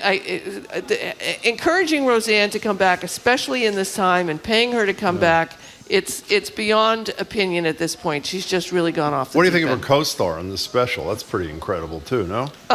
Who's her David co-star? Duke. David Duke is going to be co-star. For those who are not paying attention, he's the former head of the Klan. But he had some great. They both have great plastic surgery. So speaking of plastic surgery, this is usually too low rent for GBH, but Marjorie is into it, so why not? Have you looked at Tom Brady lately, or yes, not? I have. I mean, what is going on there? I mean, really? Yeah, it's hard. It's like he had a head transplant. I mean, it really is. It is. It's hard to look at Tom Brady and not think that the fitness regimen that he is following has not spilled over into other things that some of us have done, and it's no shame on him, but he does look different. He does. Yeah. And can you explain to me the thing I don't understand? I asked this someone of the other day. I don't think they had a good answer. You might. He's now taking Wednesday off, and I think we've concluded he takes Wednesday off to get treatments, right? Or is that part of the reason? Isn't that what we conclude? I thought it was taking Wednesday off because he was tired. Oh, and I don't he know wanted what to it have. was. I could be wrong that he wanted an extra day to rest because he's 45 years old and he's a little bit more resting. Oh, maybe. I was going to say, if you get a wrong. Botox shot on Wednesday, can you be in? No, you can't. You can't be tackled on Thursday. You cannot be tackled on Thursday. Okay. I know that from experience. You didn't know. You also cannot forget you have to clean out your storage facility and bend over a lot because then it pools. It pools in your forehead, and then it will expand. Yeah, that would be unfortunate. Not that I would have any firsthand experience of that. Absolutely not. No. Who would? Who would? Absolutely not. So speaking of aging, apparently there's a big brouhaha about birthday cards that saying people are over the hill, and anti-ageism people are saying enough with these Hallmark cards that make fun of how you can't remember where your shoes are, and when you bend down to tie your shoes now, as George Burns said, you have to stay down there to see what else you can pick up while you're down tying your shoes. Ba-dum-bum. So what do you think? Well, all these things are true, right? Right. They're both They true. are. They Exactly. are true. It's National Ageism Awareness Day is on October 7th. That's what it says. Okay. And a group called Changing the Narrative, they're talking to America's card makers, asking them to address the issues of this over the hill and the old farts club. And what's interesting about it? It's almost impossible to buy a birthday card for someone after the age of 30 that isn't the old farts club. Yeah. It's like immediately we're still in this world where we're all going to be dying at 50, so 30 is the 60 that it used to be. And it is a little overwhelming when you're just looking at the cards. And Look, I was born in 1961, and my parents were both over 40 when they had me. Wow. And They were? I was my mother's first kid, right? So I wasn't like the last of 12. I was it. Did your parents get married late? Yeah. And they met each other. How'd they meet each other? Well, my dad was a widower, and they met working at the Dowd Paper Company. Oh. I thought My she dad was was a a truck bookie. driver. That was my grandmother. Was Oh, your the bookie. brother was a bookie. My mother okay. was a shill. Sorry. My grandmother was a bookie. Keep track, Jim. Go ahead, so go ahead. But they were old, and all of my friends' parents were much younger than they were, and they were the age of my friends' grandparents. They were always being confused for my grandparents. And so I'm very sensitive to how people are perceived regarding age, and when you are treating people that way by having to give you you're 40, you're over the hill, you're sending this message which is not really helpful to anybody in society. It is funny sometimes. I was going to say it's fun. I mean, I have been over the hill for 20 years, let's face it. But you're a man. It's easier to be an over-the-hill man. But Is it not, Susan, to be an over-the-hill woman? Well, not only is it easier to be over the hill, I am so unoffended. But what was that line about boomers? Okay, boomer, a year ago. Oh or yeah, something? no, I'm. Did that offend No, both you? those. I think both those things are true. I mean, I'm always arguing with my 22-year-old when she wants me to do something else, and I'm like, I'm almost 61. I'm not doing this anymore. I'm too tired to do this. I don't want to do this. And then she's like, well, you don't look like you're 61. Why don't you? That's nice. It's a good when she says imitation of that. a kid, It is exactly how she sounds. So I mean, this is how the battle is. But I think it's good to have a discussion about how society labels things, and it just really is kind of limiting. It is really. What's the last time you went to buy a card? Have you stood in front of a card, a birthday card? I buy birthday cards. Yeah, when you stand in front of that thing and it's all the old ladies and the. It is. It's too much. Okay, fine. Now, it is. Sue, but I'm sorry. You can always write the card. That's what I often do. I don't even send cards. I'm terrible at That's birthdays. a good point. Marjorie's a handwritten note kind of person. Well, I not as much as I used to be. It's terrible. I've started texting and emailing more, which is really pretty bad. I just send money. Well, that's good. That's good. But Venmo. sometimes you don't know people's addresses. You can look them up, of course. Really? Whitepages.com. Okay, fine. Whitepages. Now, no idea. That's where I look up everybody. And when you're a reporter, you can pay extra. Yeah. You can get everybody's cell phones. Yeah, Or you can look at MySpace from 30 years you ago. could. too. No, It's- whitepages.com. Very convenient. And then I worry about my Hotmail account. And I wonder how it is. Now, Sue, the other day we had one of our great thrills. Andy Borowitz was actually in our studio. I know. One of our great satirists. His new book, which is brilliant, is Profiles in Ignorance, How Americans Politicians Got Dumb and Dumber. Sadly, it mostly talks about presidents and vice presidents, with only passing mention for one of the dumbest people on the planet, Marjorie Taylor Greene. She has pledged to do what if and when the Republicans take control of the House of Representatives come January of next year? Well, she's introduced articles of impeachment for Joe Biden. She would like to impeach Joe Biden. She has a list of things that she would like to impeach him for. Right now, it's for draining our reserves and selling our oil. That's selling it to China. She says China's our enemy. They're not our friend. They're buying our oil.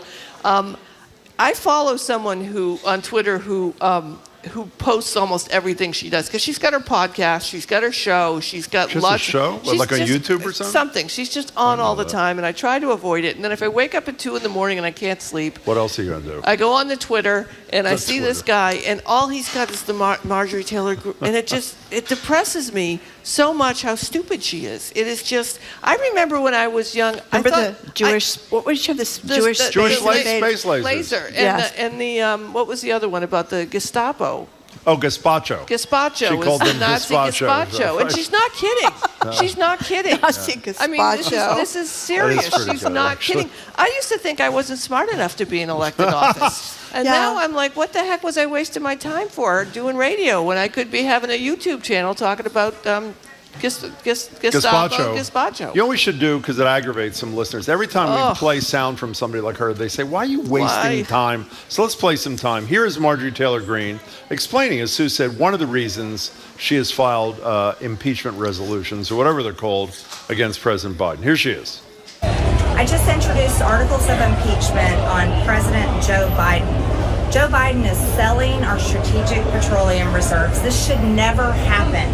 He is draining our reserves and selling our oil, Americans' oil, to foreign countries, and China is a top buyer. By the way, if you don't think there's going to be a hearing come February or March on all this sickness, if the Republicans take over, the vast majority of whom think Donald Trump is still the president of the United States, it's going to be Didn't even you say more he insane. has to with some obscure rule? I didn't say it. Oh, I thought there was some. You have a committee here. You can have a committee hearing, but it doesn't have to go anywhere. The hearing can be 30 seconds. No, but the thing that they do, the oil thing. Oh, I'm sorry. has The to do with selling it. of the Yes. oil. I don't understand what the law is. But the thing that they do is they take something that is factually true for a reason, and then they blow it up and give an agenda as to why they're doing it. Like Biden is sending unaccompanied minors on planes all across America, and why are we upset about DeSantis doing what he did with the migrants sending to the vineyard?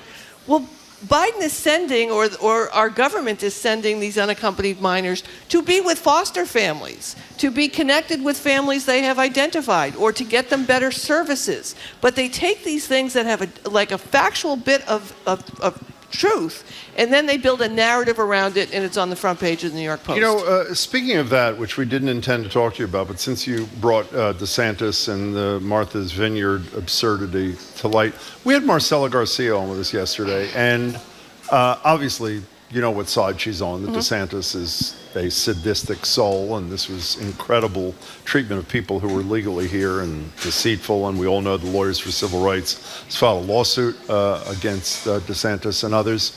She brought up, to her credit, the legitimate concerns that people have in border states about being overrun by migrants, even those who are here legally. And I said something uninformed, like, well, Congress is never going to act on this. That's true, but implying that that's the end of the story. And she said there are actually a lot of things Joe Biden can do. One thing she mentioned, which sounded so sane to me, is instead of involuntarily flying people to Martha's Vineyard or busing them to D.C. or Chicago or New York against their will, or in some cases not against their will, why don't the feds work with supportive governors, mostly Democrats, but I think Republicans like Baker and Hogan in Maryland and people like that, and agree to spread the pain, essentially, the burden, the cost of having additional people in your community needing health care and schools. To me, it was such a it's almost like mass and Cass on a big level. Yes. It's not just people there coming from Boston, they're coming from surrounding communities. Why isn't Biden doing such a common sense, relatively affordable thing? I don't know why he isn't doing it. There's a couple of challenges to that. One is that a lot of the people who do come and then end up in shelters do move on to other parts of the country. So the border crisis, which is, I do believe it's a crisis. I have relatives who are there. They tell us that we have no idea how bad it is. But once they're processed, and if they go to a shelter like these migrants do, some actually move on voluntarily to go be with other people. So the crush of it is not as many as people who are coming over the border. The other challenge is that we have designated federal funds to support these border areas, to help support them, and the idea is that money is supposed to go on to help support them while they're there. While I agree we should be able to say, do you want to go to California? Do you want to go to Massachusetts? And the funds that DeSantis used to do this were COVID funds given to him to help with their migrant population, which he's now using as a migrant relocation thing. So, I don't know why Biden isn't doing it, except I'm not sure that there would be an overwhelming Democratic support of it, which would then be a loss for him. Sue, before you go, we're going to end the show today to ask our listeners what they think about a topic that I think everybody is thinking about in America, which obviously is, should humans be made into compost? And that California and a handful of other states have literally made that law that you can do that. Essentially, that's what you do. And what Marjorie reminded me of when we were talking about this morning, it was a Soylent Green kind of experience. Yep. She reminded, didn't you bring us Soylent Green one day? I brought you Soylent, which is the drink, the meal replacement drink, which they honestly named after Soylent Green as a wink to their tech people. Yeah. Soylent Green is made up of humans, right? It's made up of humans. Soylent, the drink, is not made, to the best of my ability to know, is not made up of humans. Why would they think that would be a good selling point? It did. It worked. Yeah, it did. So people wanted to drink something that was originally named after humans human food from Soylent tiny Green. Pieces. Yes. Yeah. Soylent Green is humans. So what do you think? Should we compost Grandma? That's the question. Yes, I think so. We just put the Queen in a lead coffin or casket, I forget which one it was, that took 8 very strong humans They to were carry. straining, were they not? They like that was real. I mean, it's lead. It was completely lead. And then she went on a tour for 500 days around Great Britain. And why was it lead? Because nice. it's impermeable? Yeah. Oh. And so, I think as much as I'm thrilled that we have forced green space because of the cemeteries, I can't believe that we're. At what point will we have buried more people than are on the planet? Wow. That's a question. I think we're probably there. What do you think? Sue, it's very nice to see you. Yeah, we're getting a lot of information on electricity bills. What about it? Well, Susan from Winchester says that people should check their municipal aggregation programs for electricity that can protect consumers from high prices. 180 plus municipalities have such a program. You should check your town website. And listen to this from Beth in Pembroke. We put solar panels on our house. It is expensive to put solar panels on your house, out of reach for lots of people. But anyway, Beth could do it. And guess what her electricity bill is? Zero. Yep. By the way, Bill McKibben says, who's a monthly guest with us, that they're the cheapest they've ever been. So it doesn't mean that they're cheap, but I the rent. cheapest they've ever been. So what am I going to do? That's right. Exactly. You're screwed. Sue, nice to see you, Sue O'Connell. We appreciate it. I'm going to go turn into a tree. Okay, Sue O'Connell, thank you very much for joining in. Our media maven, we always love to talk to our media maven, Sue O'Connell. Okay, up next. Oh, I should say what she is. Excuse me. Co-publisher of Bay Windows and South End News and contributor to Current on NBCLX and NECN. Okay. New data shows as many as 800,000 people in Massachusetts stand to benefit from President Biden's action on student loan debt relief. How do they get the money and how much will it matter? And we all know, especially if you've had a couple, that boys mature more slowly than girls. So it would be better off to hold our young sons back a year to let them grow up a little bit. Some educators think so. Former Massachusetts Education Secretary Paul Reville joins us for those stories and more after a short break. You are listening to Boston Public Radio, broadcasting live from the Boston Public Library and streaming on youtube.com/GBH News.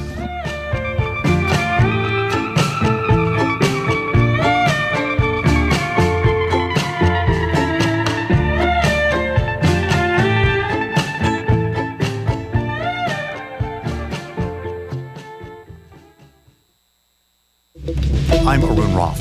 Coming up on GBH's All Things Considered, local health experts disagree with President Biden's assessment that the pandemic is over.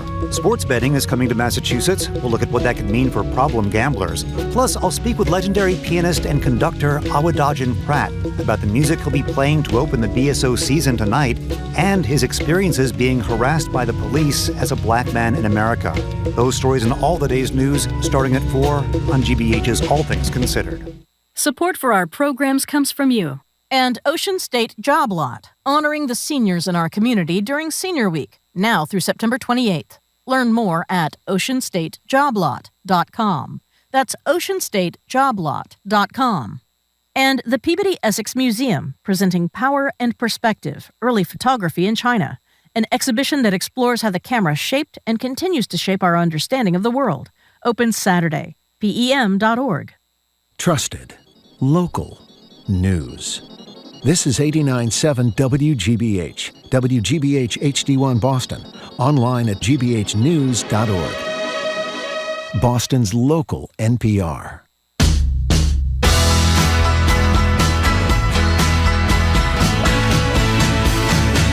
Welcome back to Boston Public Radio. Jim Brady and Marjorie. And before I introduce Paul, did you just hear Arun was promoting that it's opening night for the BSO? Do you know who's performing with Andres Nelson tonight? Who? The Lorelei Ensemble, the all-women ensemble who performed for us over here. That'll be fantastic. Just a few weeks ago. They are really spectacular, as is Andres, obviously. It's going to be a hell of a opening night. We're at the Boston Public Library. We're here, even though it's Thursday, we're never here on Thursday. We are this week. We're back to our normal schedule next week, which is Tuesday and Friday, and we are not here tomorrow. Is that clear? No. In any case, we're now joined by Paul Reville. He's the former Secretary of Education for the Commonwealth. Paul's now a professor at Harvard University's Graduate School of Education, where he also runs the Education Redesign Lab. His latest book, co-authored with Lynn Sachs, is Collaborative Action for Equity and Opportunity, a practical guide for school and community leaders. Hello, Paul Reville.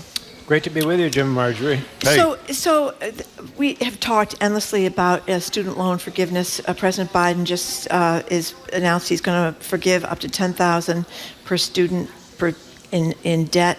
800,000 some Massachusetts students are eligible. There's a lot of complications to this, though, right? Yeah. Well, I mean, this is a good example of let's not let the perfect be the enemy of the good. This is a good step forward. I mean, it's huge relief. 800,000 people in Massachusetts alone are going to be relieved of debt. 400,000 of them at the level of 20,000 and 400,000 at the level of 10,000. So this is substantial relief to people who were carrying way too heavy a set of loans, and this is a problem in our higher education system in general. As we backed off public financing, we're putting more weight on tuition. Tuition drives up the need for loans and scholarships and so forth. But it doesn't solve the problem. It doesn't solve the causal issue, which is the price of higher education, which, for people who are just entering the system, this isn't going to alleviate the burden that they bear. For people who just exited and have loans in excess of the amounts that are here. So we, as a number of critics have suggested, we need to do a lot more.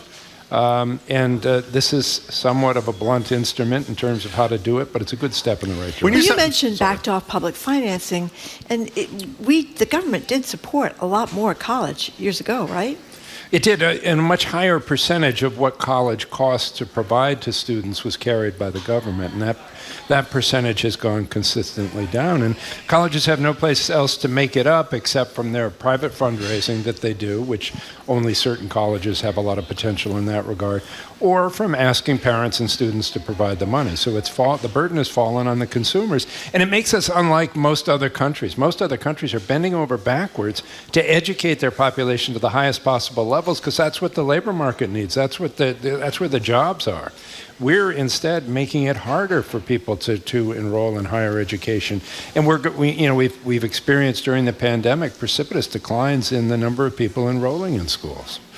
Paul, when you said there's more to be done, I think what you then went on to mention is obviously that many people have loans well in excess of 10 or 20,000. But the other thing, I don't know if you meant to touch on this or not, doesn't at all address the underlying problem, is the insanely expensive cost of higher education. And I would even argue, I'm not alone arguing this, so it's not an original thought, that when you say to a young kid who's thinking of taking out loans at a level more than they can afford, subliminally at least they say to themselves, well, there'll be another loan forgiveness program in 3 years, so if I take out $30,000 when I really shouldn't, I'll get some of that money back. So while I totally support what the president does, I actually support what Presley and Warren were suggesting, a higher level, this does zero to address the underlying cost, doesn't it? No, that's precisely what I was getting at. So who's doing that? The price is going up. No, I mean, there are a lot of critics out there looking at not only the lack of government support, which we did talk about, but the escalating cost,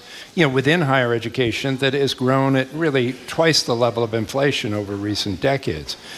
So there are a number of, and the Obama administration, for example, had attempted to do some things to hold down costs and to have greater accountability for higher education relative to what they spend and the kind of outcomes they get on behalf of students. But we've got a lot more to do in the way of policy and accountability in that area. I should know, but why has the tuition cost increased at double the rate of inflation? Well, number one, for the factors that I mentioned, that the public support is declining, so you've got to make up the difference to balance your budget, so that comes off of tuition. Number two, we're in a highly regulated environment, notwithstanding what I just said about accountability. There are a lot of regulations that apply to colleges, that they have to develop the bureaucracy to respond to. Secondly, because public support has declined, they've got to do more fundraising. So you've seen the massive growth and expansion of development departments at schools. Because of the high level of tuition, you have furious competition between institutions for facilities and improving facilities. So you've got massive spending programs going on for buildings on many of these campuses right now. So there are a whole variety of ways. And there's legitimate debate about, when we increase public subsidies, does the higher education industry simply move the price up to take into account that that consumers won't have to bear You just go around here. You see what BU used to look like, what Boston College used to look like, what Northeastern.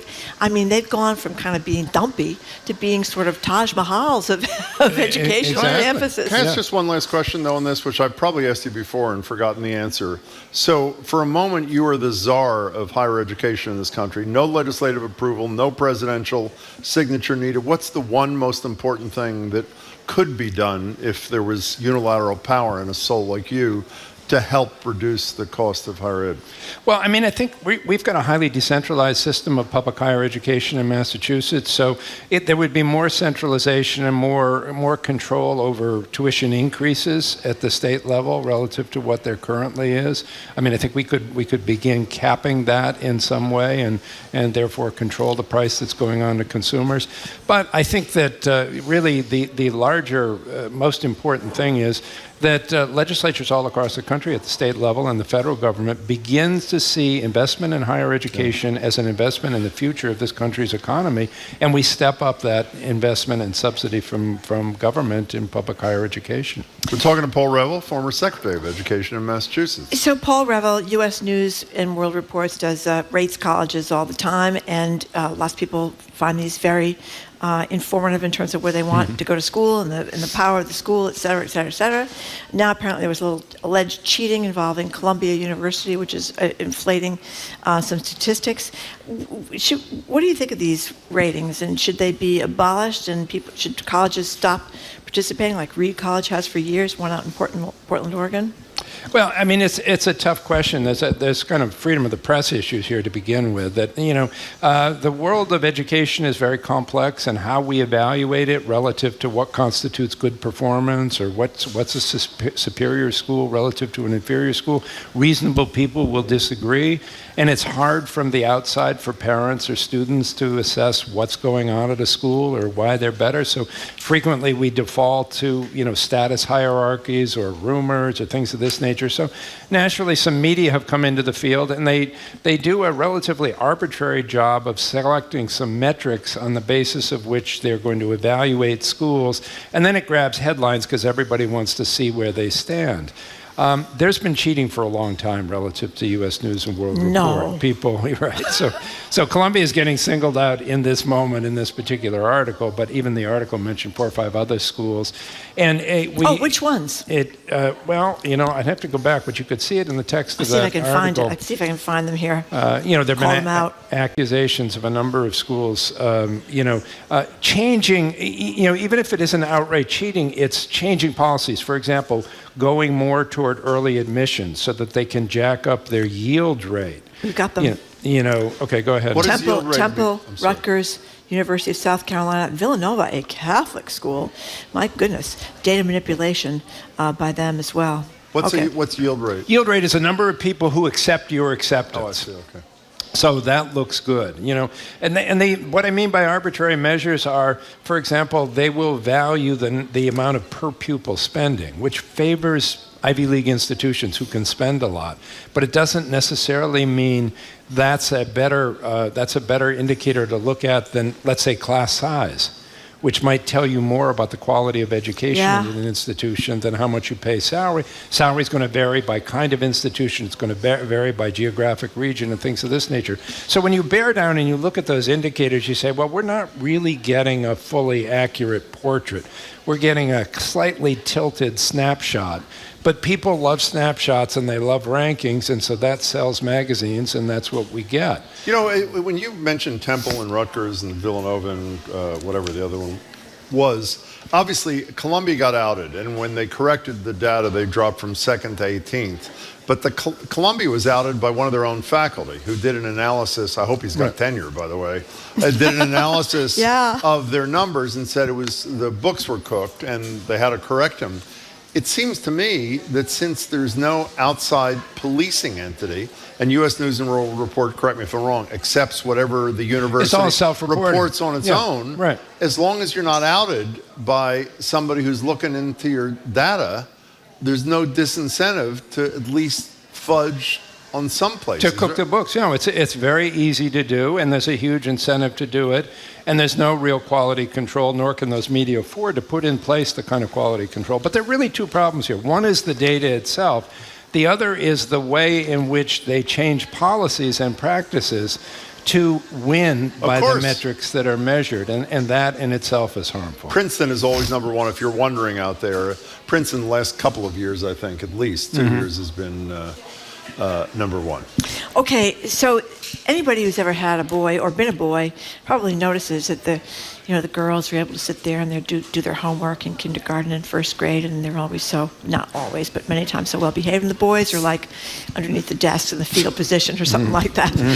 So I love this story about redshirting the boys. Maybe little boys should start school a year later than little girls. What do you think?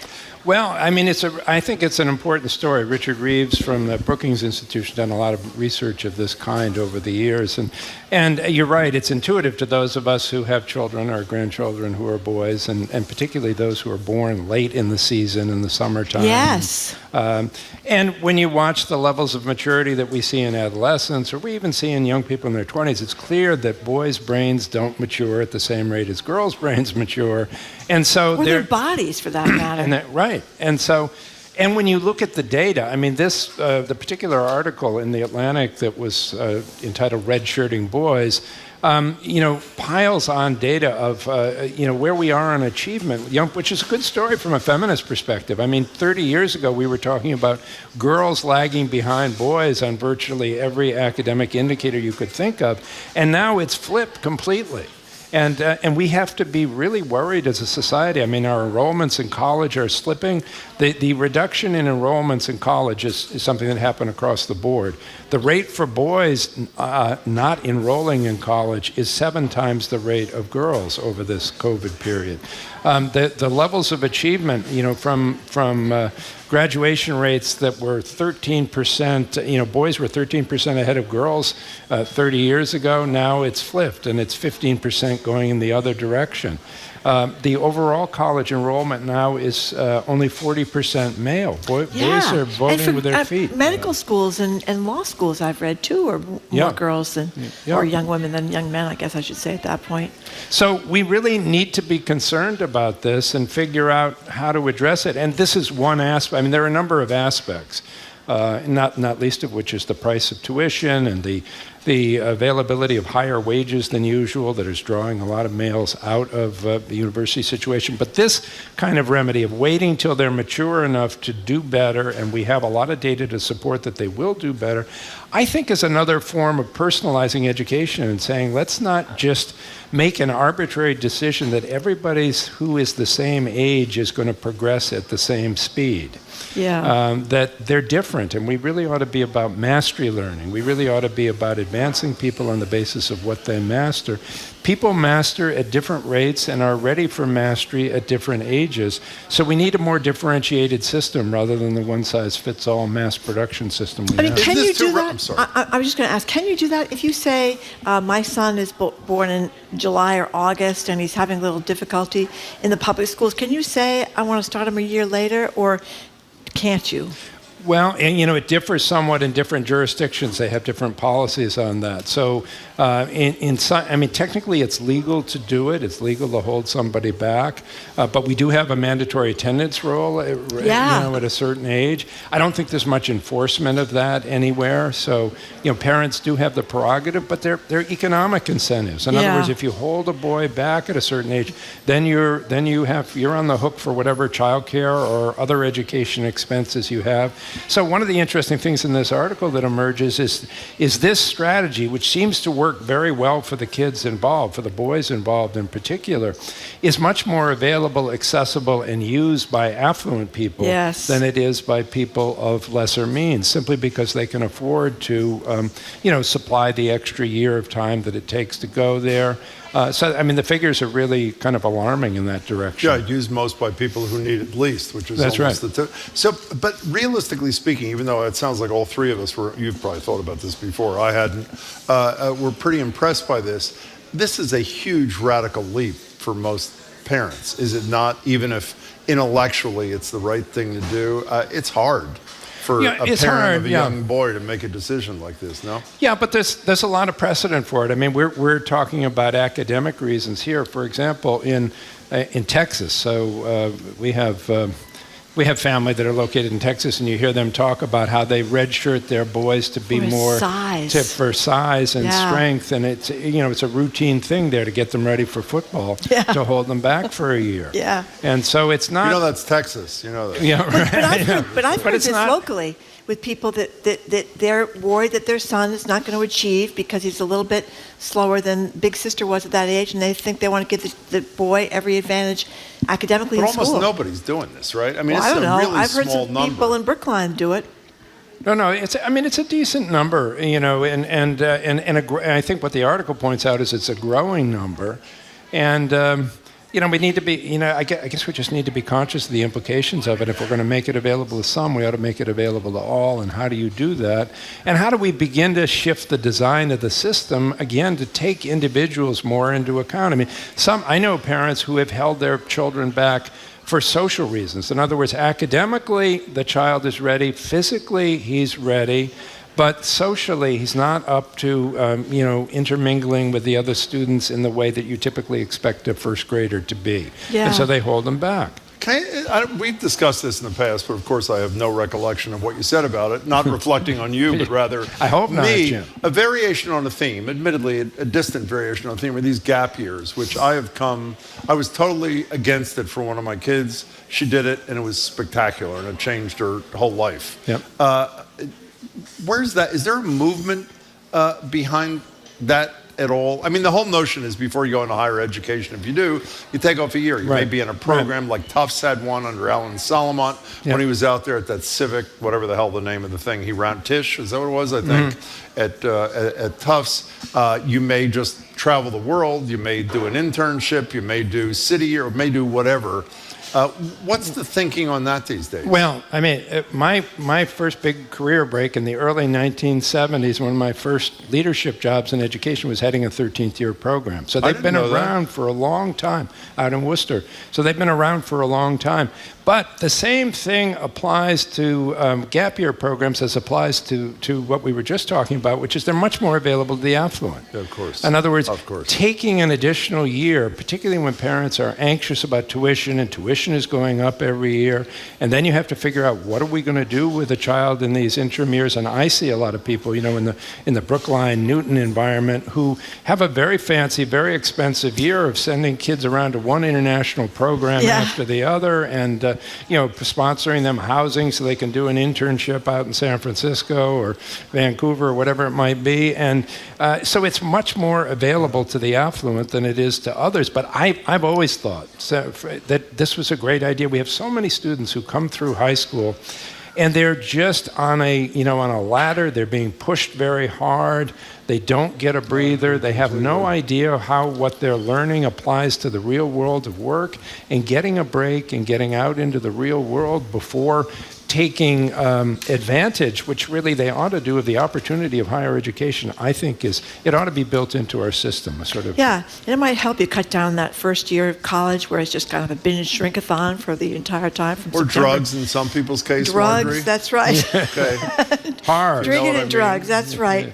And your poor parents at home trying to figure out how they're going to pay for it. Thank you very much. Good to see you, Paul Reville. Good to be with you. Thank you. Yeah, we always love talking to Paul Reville. He's the former Secretary of Education for the Commonwealth of Massachusetts, now professor at Harvard University's Graduate School of Education, where he also runs the Education Redesign Lab. His latest book about personalizing education, which is co-authored with Lynn Sachs, is Collaborative Action for Equity and Opportunity, a practical guide for school and community leaders. Okay, up next, we're going to be joined by Boston Love Letters columnist Meredith Goldstein. She is back, and she's bringing her friend, graphic novelist Sarah Farazan, who's got a new book, DC Comics, with DC Comics, I should say, and it features a cartoon version of Aunt Meredith herself. There next, Boston Public Radio, 89.7 GBH, broadcasting live from the Boston Public Library.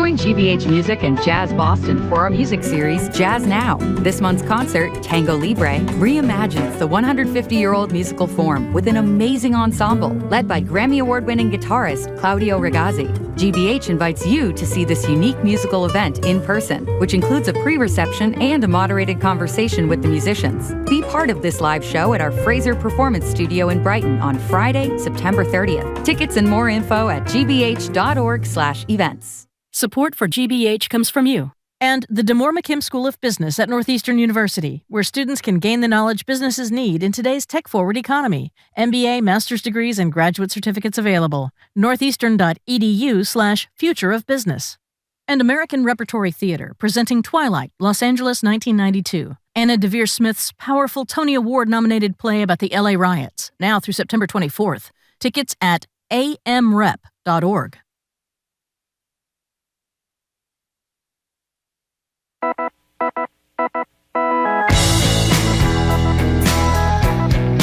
Welcome back to Boston Public Radio. Jim Browdy, Marjorie Egan. We're live at the Boston Public Library, even though it's Thursday. We will not be here tomorrow. We'll return to a normal Tuesday, Friday schedule next week.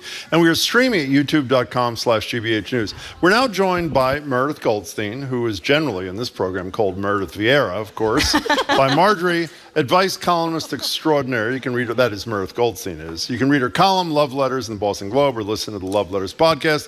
We're also joined by Sarah Farazan, who just published a Batman-inspired graphic novel set in Gotham City, of course, called My Buddy Killer Croc, and in our opinion, most importantly, has a spectacular journalist character named, what a surprise, Aunt Meredith. Joining us now are Sarah and sort of Aunt Meredith. Good to see you both. Sort of. I think legally I can't really be Aunt Meredith, but let me tell you, Sarah and I have a friendship based in writing, based in a love of TV, and we have watched Batman in all forms. So you didn't know I was a geek. I did not know. Well, maybe you knew, but a different kind of geek. We have watched Batman together for years, and this is why the most exciting thing that ever happened to me, which actually happened to Sarah, was that DC Comics hired her to write a graphic novel. And if you're a Batman fan, like, that's the real DC Comics universe. So My Buddy Killer Croc is the book, and she gave me the best gift I've ever had, which is are you allowed to say it's named? Sure, yeah. It legally has this, it is not me, but is named Meredith. There's a character, Aunt Meredith, that will live forever in Gotham City, no matter what. Yes. That's right. Yeah. Yes. That's right. By the way, the good news at the same time, the two of you just answered every single question we had. I mean, so you can get the hell out of here. I'm so excited. Thanks for having us. It was really fun. So, but how did this, what was the genesis? Sarah, I mean, I understand the Batman connection. Sure. But how did the Batman connect? Is there like a Facebook group? I mean, how did you find each other? No, I have thought about Gotham City for far too long, since childhood. It's been a long-standing, I think too much about it. Yeah. Why is that, by the way? I just always loved it. As a kid, I always read comics. My mom would take me every Friday to Waba Newsstand, which is no longer there. And Bob, rest in peace, was the proprietor and owner, and I just started getting comics every Friday. And so Meredith and I met through... I write young adult books, and so does Meredith. And so she said, oh, would you blurb my upcoming book? And that's how our friendship began. But mostly it began because she had mentioned that she'd watched Batman, the animated series, as a kid. I don't know how that came up. I probably brought it up. Be like, so you like Batman or what? I don't know. And I was like, do I? Yeah. So now about 6 years on, every Sunday we get together and watch some superhero-related media from... You do not. Yes. We do, yeah. and right now we're actually doing Smallville. But by the way, we're on season 2. There are 10 seasons. and during lockdown, it was really soothing, right? We would watch online together as opposed to in person, and then eventually back to in person. But when you share a love of media with somebody, it's like a really lovely thing to bond over. And Meredith, what is Smallville? I don't want to get off the topic. Oh, sure. That was a Superman show from like the early 2000s that lasted 10 seasons. Wow. And I was really too into in high school, but now Meredith wants to actually watch all of it, and I don't think I can do it. It's 10 seasons. We did Lois and Clark. We did anything in the DC Batman universe. Beyond, Batman the Animated, but a couple of nerds here on your radio program. You know what? You're a bit different. If you'd been born a little earlier, like I was, for example, when your favorite show was Superman, a variation with George Reeves. With George Reeves, who was about 40 pounds overweight, and then when you find out when you're a little kid that he died falling out or jumping out of a window, it sort of very sad. Ruins the whole... He did? Oh, yes. Yeah. Did he jump or fall? Well, whatever it is, he's gone. I mean, he went out the window. It was inconclusive, but they made a movie starring Ben Affleck playing George Reeves called Hollywoodland. Hollywoodland. If you'd like to check that out. Well, we're here with all your superhero nerdy. Apparently you are. Info. Well, let me tell you, you did this in the book, in your young adult book that we read and we talked to you about, and you've certainly done this here. I mean, it is great to remember things like the burp off, which you really haven't. Burping contests. We don't really do those anymore as grown-ups, but they were a big part of 4th and 5th grade. Yes. And the bullying. So tell us the story. And this is a very touching book, especially for kids who are having some trouble. Yeah. It's really touching. So tell us a story. Sure. So I pitched to DC. I had the opportunity to pitch to them because they were looking for young adult and middle grade writers to write graphic novels for them. So I pitched an idea about a kid named Andy who's new to Gotham City. He grew up in Florida, and he is staying with his Aunt Meredith for we don't know how long. And she is a reporter at the Gotham Gazette. So that's just coincidentally. Yes. And Andy is new to Gotham. He's kind of making some friends, but also some bullies are on his radar. And when he was growing up in Florida, one of his favorite wrestlers was Waylon Jones, otherwise known as Killer Croc in Gotham City. Mm-hmm. So Andy, when he was a kid in Florida, idolized Killer Croc like he's his favorite wrestler, but now in Gotham realizes that Killer Croc is a villain. So it's basically for people who maybe enjoy the Karate Kid franchise, but instead of Daniel LaRusso being mentored by Mr. Miyagi, Andy is being mentored by a Gotham supervillain, and perhaps aiding and abetting him, and teaches him wrestling and how to stand up to bullies. So it's a bit gray area. There's no sort of heroes and villains in this version. Everything's sort of gray. By the way, we should credit also the woman who drew this thing. Yes. Nicoletta Baldari is brilliant. Yes. I mean, it's really beautifully drawn. She worked so hard on this. We worked on this through the pandemic, and the pandemic hit Italy first.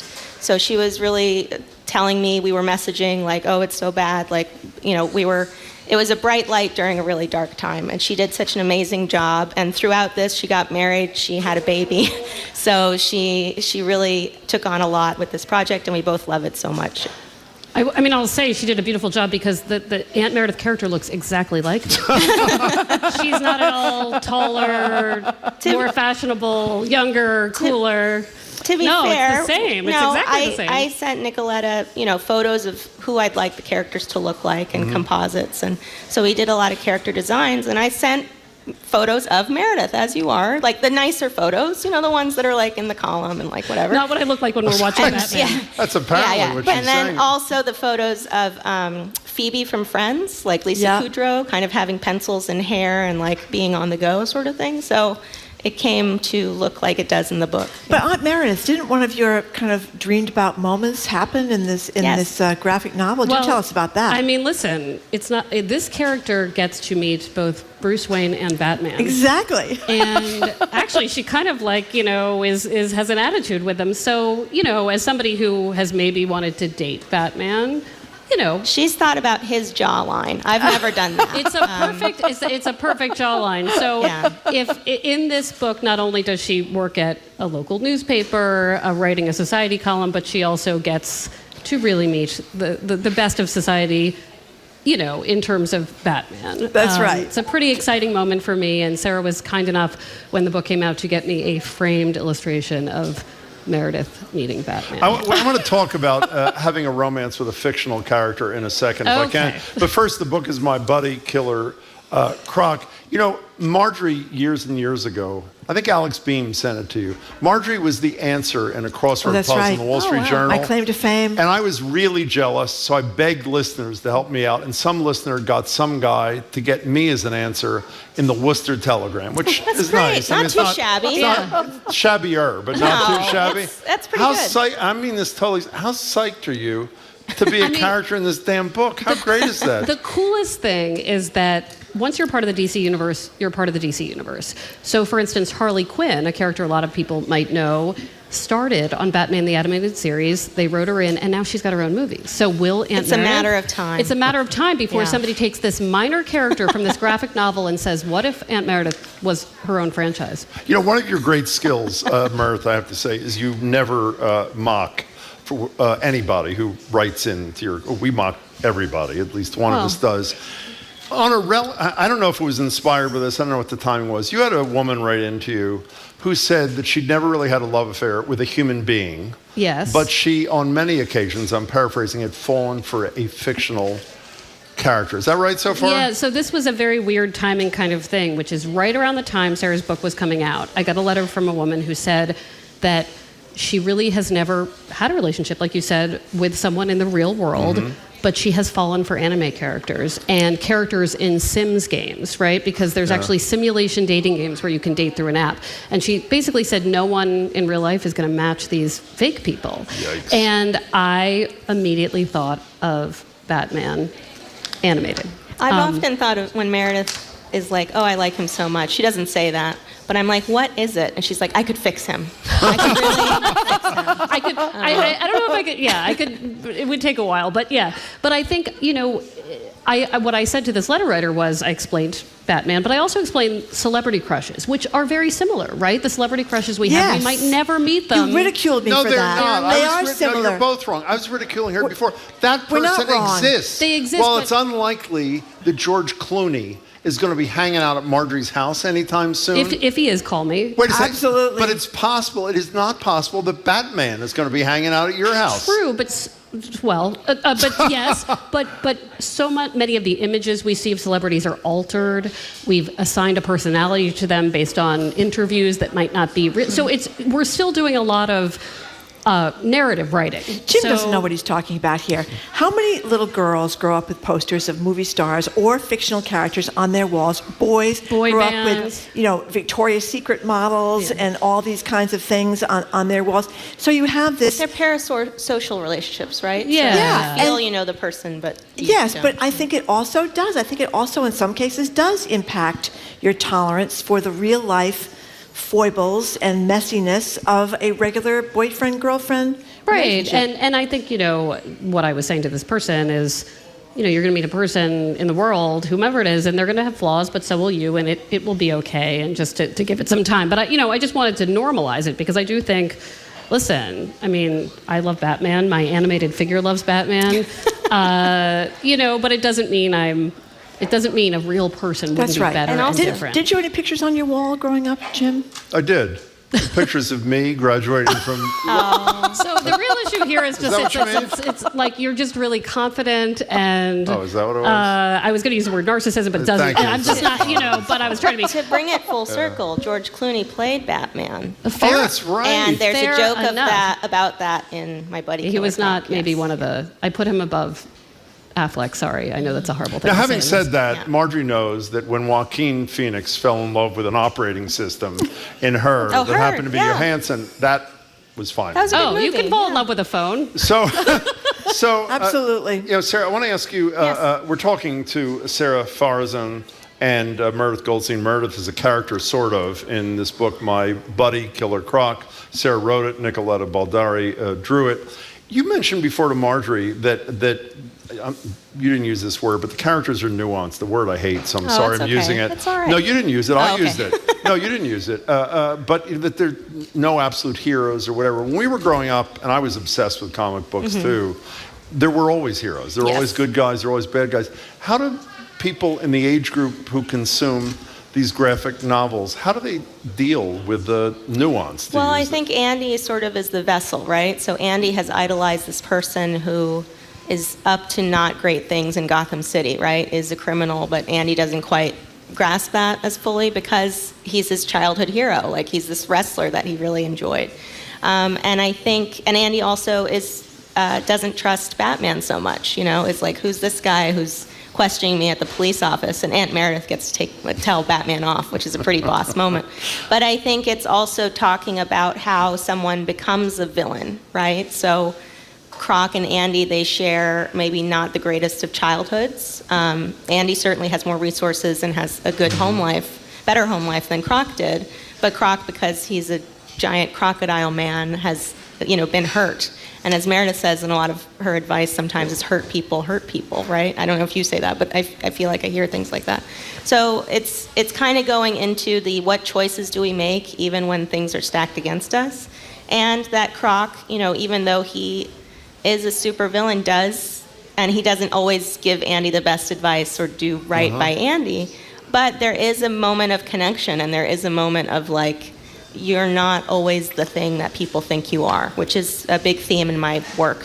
Okay, we're getting a lot of email from people who apparently are George Reeves experts who say he was shot in the head. No, I thought it went out a window, didn't it? I think there were a lot of kids that were jumping at that time. Oh. And so, because of the show, and but. Oh, really? Yeah. Is that true? Yeah, I mean, they weren't. Thinking they were could hurt, fly? but they weren't like dying. I don't think by the. my God. But yeah. Yeah, that's unfortunate. And for one thing poor I'll George say, Reeves. you asked about the nuance thing. I am not a parent. I will start by saying that. But this is a really good age. I mean, this is like so many kids love graphic novels, right? And it's how they read. It's a kind of a good age, I would think, to talk about nuance, right? Yeah, that not all heroes are 100% right. good, and that getting into these shades of gray and what they look like. So I want to ask you guys, first of all, what's the age group for this? 8 to 12. 8 to 12. But anyone okay. older is welcome. And I think if you had a younger child who was interested, maybe sit down with a parent and read it. Yeah, there's like a because joke or two that might be adult, but otherwise they're not. There's no guns. There's no.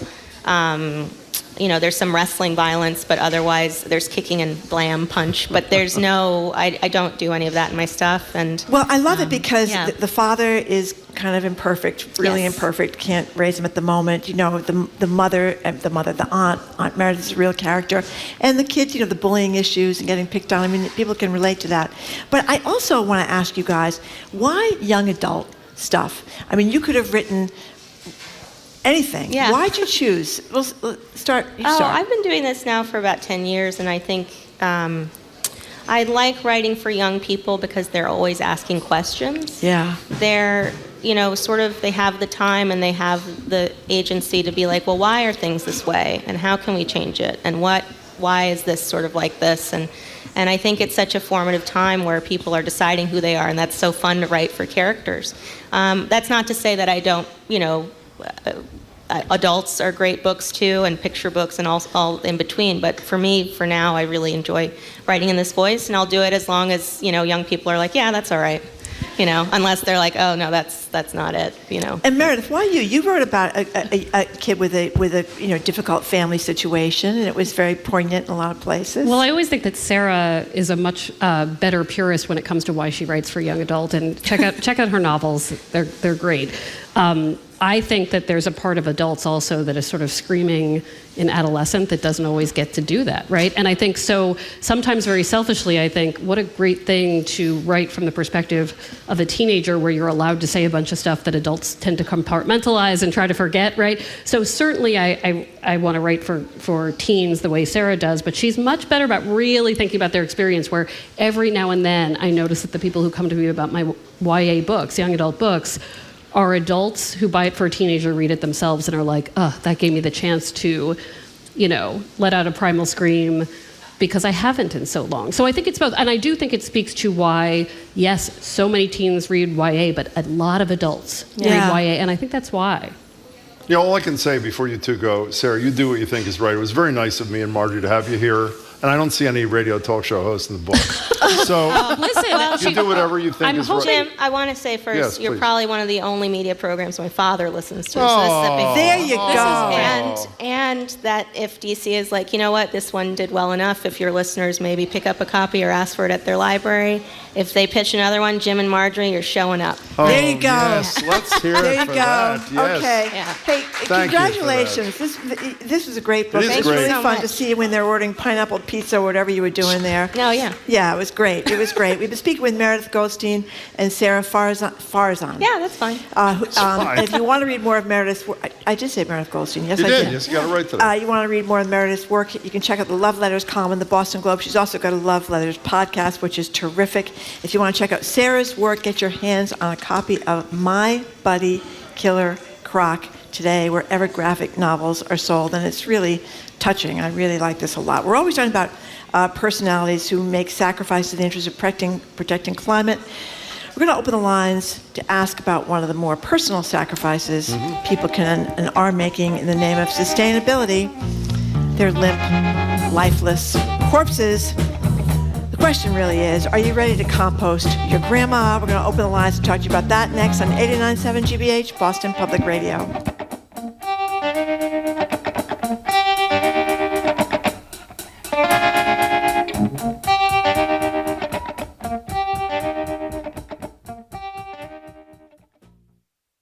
To the world, Jean-Michel Basquiat is the prolific artistic genius whose work explored humanity with breathtaking originality. They don't always recognize that Jean-Michel is someone's brother, and it is a complex story. We're talking to the family curators of Jean-Michel Basquiat, King Pleasure.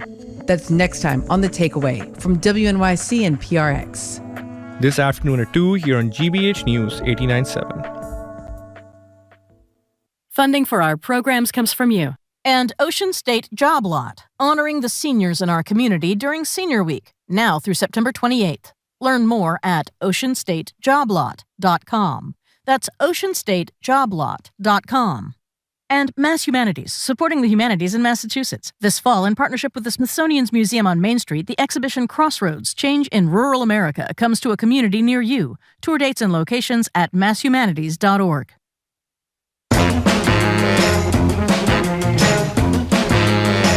Welcome back to Boston Public Radio. Jim Browdy and Marjorie Egan. We're live at the Boston Public Library, even though it's Thursday. We will not be here tomorrow. We will be back on Tuesday, and we're streaming at youtube.com/GBH News. Starting soon in California, after you expire, I guess you'd say, you can choose to have your remains turned into soil, composted.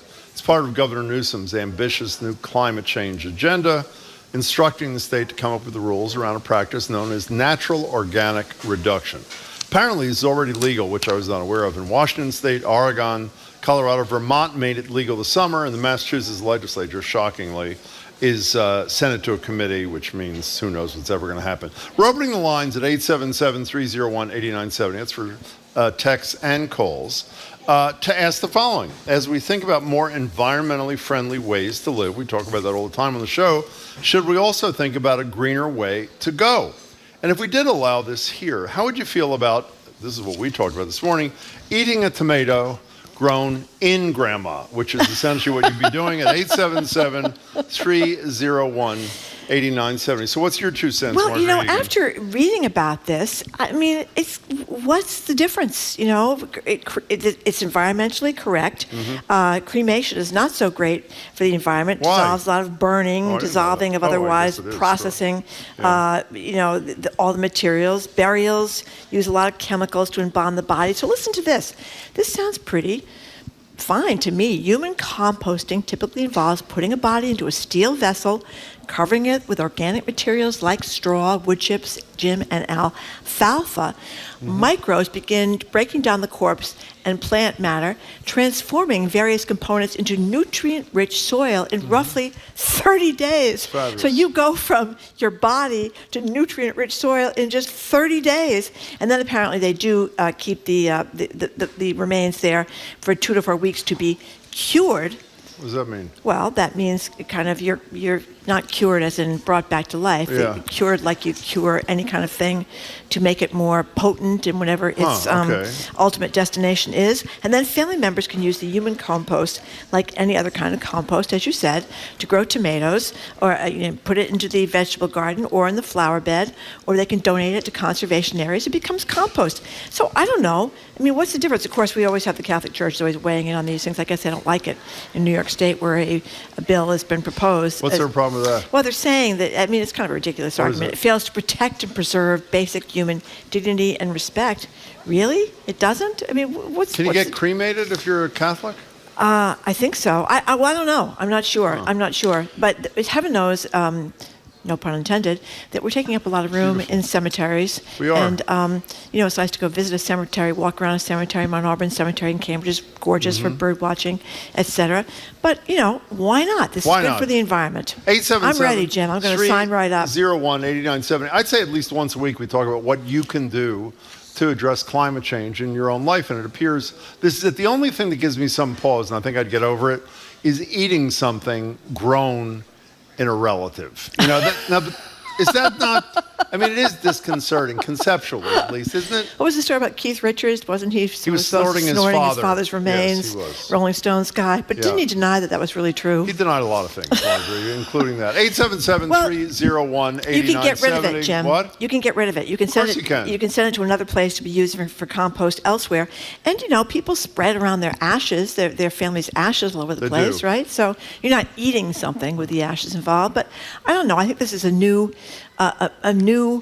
method that many of us should explore. And also, for whatever it's worth, even though it died, apparently, another unfortunate term in the Massachusetts Legislative Committee, as goes California on almost everything, so goes Massachusetts. So ultimately, this is, we haven't won many causes that we have championed in recent years. Maybe this is it for us. What do you think? Did you already say Vermont legalized it? I did. In June of 2022. So Vermont is way ahead of us on a lot of things, and they're way ahead of us on this. What do you think? Steve in Rhode Island, thank you for calling. Hey, Steve, what's up? Hi, I'm definitely for this. All my atoms in my body were made in some sun millions and millions of years ago, and I'd love to get all my atoms back to work after I'm gone. And that's sort of where I'm at. So, Steve, let's get back to the issue that's giving me some pause. Do you have any kids? Yes, I do. How do your kids feel about eating a tomato that was grown in you? I don't know. Okay. I don't know. Well, ask them, maybe, is what you should do, I think. Yeah, I told my wife that I wanted to be cremated a while back. What'd she say? And I said, well, half of it could be cremated, and we'll keep half. And she says, which half? I think we know, Steve. Ba-dum-bum. Steve, thank you very much for your call. Good luck with that. Well, that's 1-0 so far. It's pretty impressive. So you don't feel very comfortable about this, Jim? No, I actually, conceptually, I actually do, because I am guilt-ridden, as you are, about not doing. I do some things. I don't do enough. I thought you were guilt-ridden about someone's ashes. No. Let's not talk about that. Weren't there a lot of family members' ashes rolling around in the back of your car? There's one family member who's been in the back of my car. I don't have a station wagon. When I had a Volvo station wagon, it was a family member who was in the back of my car for pretty shocking. A while. Yeah. Because I wanted her close to me. But it wasn't disrespectful. Oh, okay. No, it wasn't. She's not there anymore. Oh, that's good. 877-301-8970. I wonder if this is the Sean. Hey, Sean in Dedham. Welcome to the show. How are you? Jimmy, it's been a long time. Where the hell have you been? Hi, Sean. Well, the second I hear about death and possibly putting you in the ground, Jimmy, I awoken out of the ashes. I knew you would, Sean. We sort of missed you. What's up? They want me to start digging the hole now for you? I mean, tell me when. Holy moly, I got excited. So what's going on, Sean? We haven't talked to you I don't think in a year or something. What's up? Well, you know what? I was going to go down to my house in Martha's Vineyard last week, but I couldn't. It was busy, so I decided I'll stay close. Let's not really. This is going to get us all in trouble, Sean. I know you a little bit. Jimmy, okay. So what's up? Let me go to the topic at hand. Not really a fan of having my mom planted next to the rose bush, if you know what I mean. You know? Yeah, I do. Yeah, but I mean, think about it. You get buried in the cemetery, and apparently, worms eat you. You get cremated, you get burned up and dissolved, or you could go this way, kind of less violently, kind of natural. And You're help the gone in climate. 30 days. I'm going to know, Sean. How is it we can dissolve in 30 days? What? Marjorie, you know what Jim's going to do? He's going to tell the dirt, do you know who I am? Okay. The dirt's going to say, no, we don't know who the heck you are. No one knows it. No one watches Nessun. No, I never worked on Nessun. I worked on NECN, not Nessun, Sean. Thank you. Sean, we really have missed you. So call anytime. Be in touch. I'm sorry there was a little activity down in Martha's Vineyard that ruined your visit there. What does he do in between? He literally calls once a year. I think he works for one of the utilities, doesn't he? No, he's a delivery. I mean, a FedEx or whatever kind of thing. No, I don't think so. I think he works Verizon? for one of the, I think it's one of the. Whoever you are, Sean, we're glad to hear from you. Karen Roslindale, you're welcome to the show. Hi, what's up? Hey, guys. Hey. I agree with Marjorie. I think, the more organic way is way less violent than sticking your mom or dad in an incinerator and thinking about, That's one way to look at it. Well, also, you have to break up those bones later. That's right. Fun. I can't imagine it's fun. Yeah. But as someone who carries around my dad's ashes on trips to, sprinkle, I think people would look at me a little less weird if it was dirt. That's a very good point, You too. know? That's a very good point, too. Yeah. It's always weird. You can still bury it somewhere, and maybe not in your vegetable garden, but, depends on what kind of weirdo you are. By the way, that's really important to say. The statutes, like in California, don't require that you plant and grow food in it. No, I'm you just don't saying have to that's do an that, option. Jim. You're right. You can do whatever you want. Kara, that was a very grown-up kind of call. Here's an interesting text. This is all in quotation marks. Boy, these tomatoes are great. Yeah, Grandma grew them. Thank you. By the way, you know what someone mentions? We talked to Sue O'Connell about this before. The movie Soylent Green. Oh, yes. We have some sound, Jim. We do? Yeah, I think so. By the way, here is, in the immortal words of Charlton Heston, someone texts, Soylent Green is people, as we know. Do we have sound from the movie? We do. This is a clip from the 1973 dystopian film Soylent Green, which takes place in 2022, happens to be where we are right now, when we've destroyed the environment, which we almost have, and we now rely on Soylent Green, which is made from decomposed human beings for food. New York City, in the year 2022. Nothing runs anymore. Nothing works. But the people are the same. And the people will do anything to get what they need. This is the police. What they need most is Soylent Green. How about that? That's pretty good. They predicted this back in 73, the year 2022. Nothing would run, nothing would work, but the people are exactly the same. I Very thought you prescient. made up the 2022 thing. That's pretty cool. No, isn't New York it? City in 2022. It was kind of like 1984, but we already passed that, needless to say. Okay. By the way, in the movie, it's I don't remember I saw the movie. I don't remember the way. It's a surprise. I mean, they don't tell people that it is people. Am I not right about that? I don't know. Oh, thank you, John. John, who knows everything about every movie, frankly. John Parker said Marie in that's Medford correct. said she's already told her siblings this is the way she wants to go. Really? She's ready. She's signed up to become What, like compost. in the last 5 minutes or what? I don't know. She says that she's told her siblings. I assume it was before this, Jim, because she wouldn't have all told her siblings during the time we're on the show. Okay, so Kiki and Dedham, you're next on Boston Public Radio. Do you know Sean from Dedham, Kiki, or no? No, I don't know Sean. That's a great loss. Okay, so what's up, Kiki? Oh, hi, Marjorie and Jim. I did see the movie Soylent Green, and the people didn't know that they were eating the crackers, Okay. that they were people. And Yeah, that's disturbing. I remember they scooped people up out of the street of New York City because they were so overcrowded, and that's how they got their crackers. Oh, no. It was overpopulation. But anyway, I can answer your question about cremation in the Catholic Church. Oh, please. It's Thank not you. against the church. It's not? It's not against the church. God, that's good, Kiki. Almost everything is. So that's So I good don't to know. understand. Something Excuse me. isn't. If what's that called? What is not against? What are we talking about here? Cremation. Oh, cremation is not Cremation. against it. So why is composting? I don't understand what the difference is. What's I the don't know. deal? Well, cremation, you still have a ceremony that they wheel the casket. This is how we did it in 1978, Okay. and they have a little ceremony. Okay. They have mass actually, I think, and then they bring it to the crematorium. But one last comment.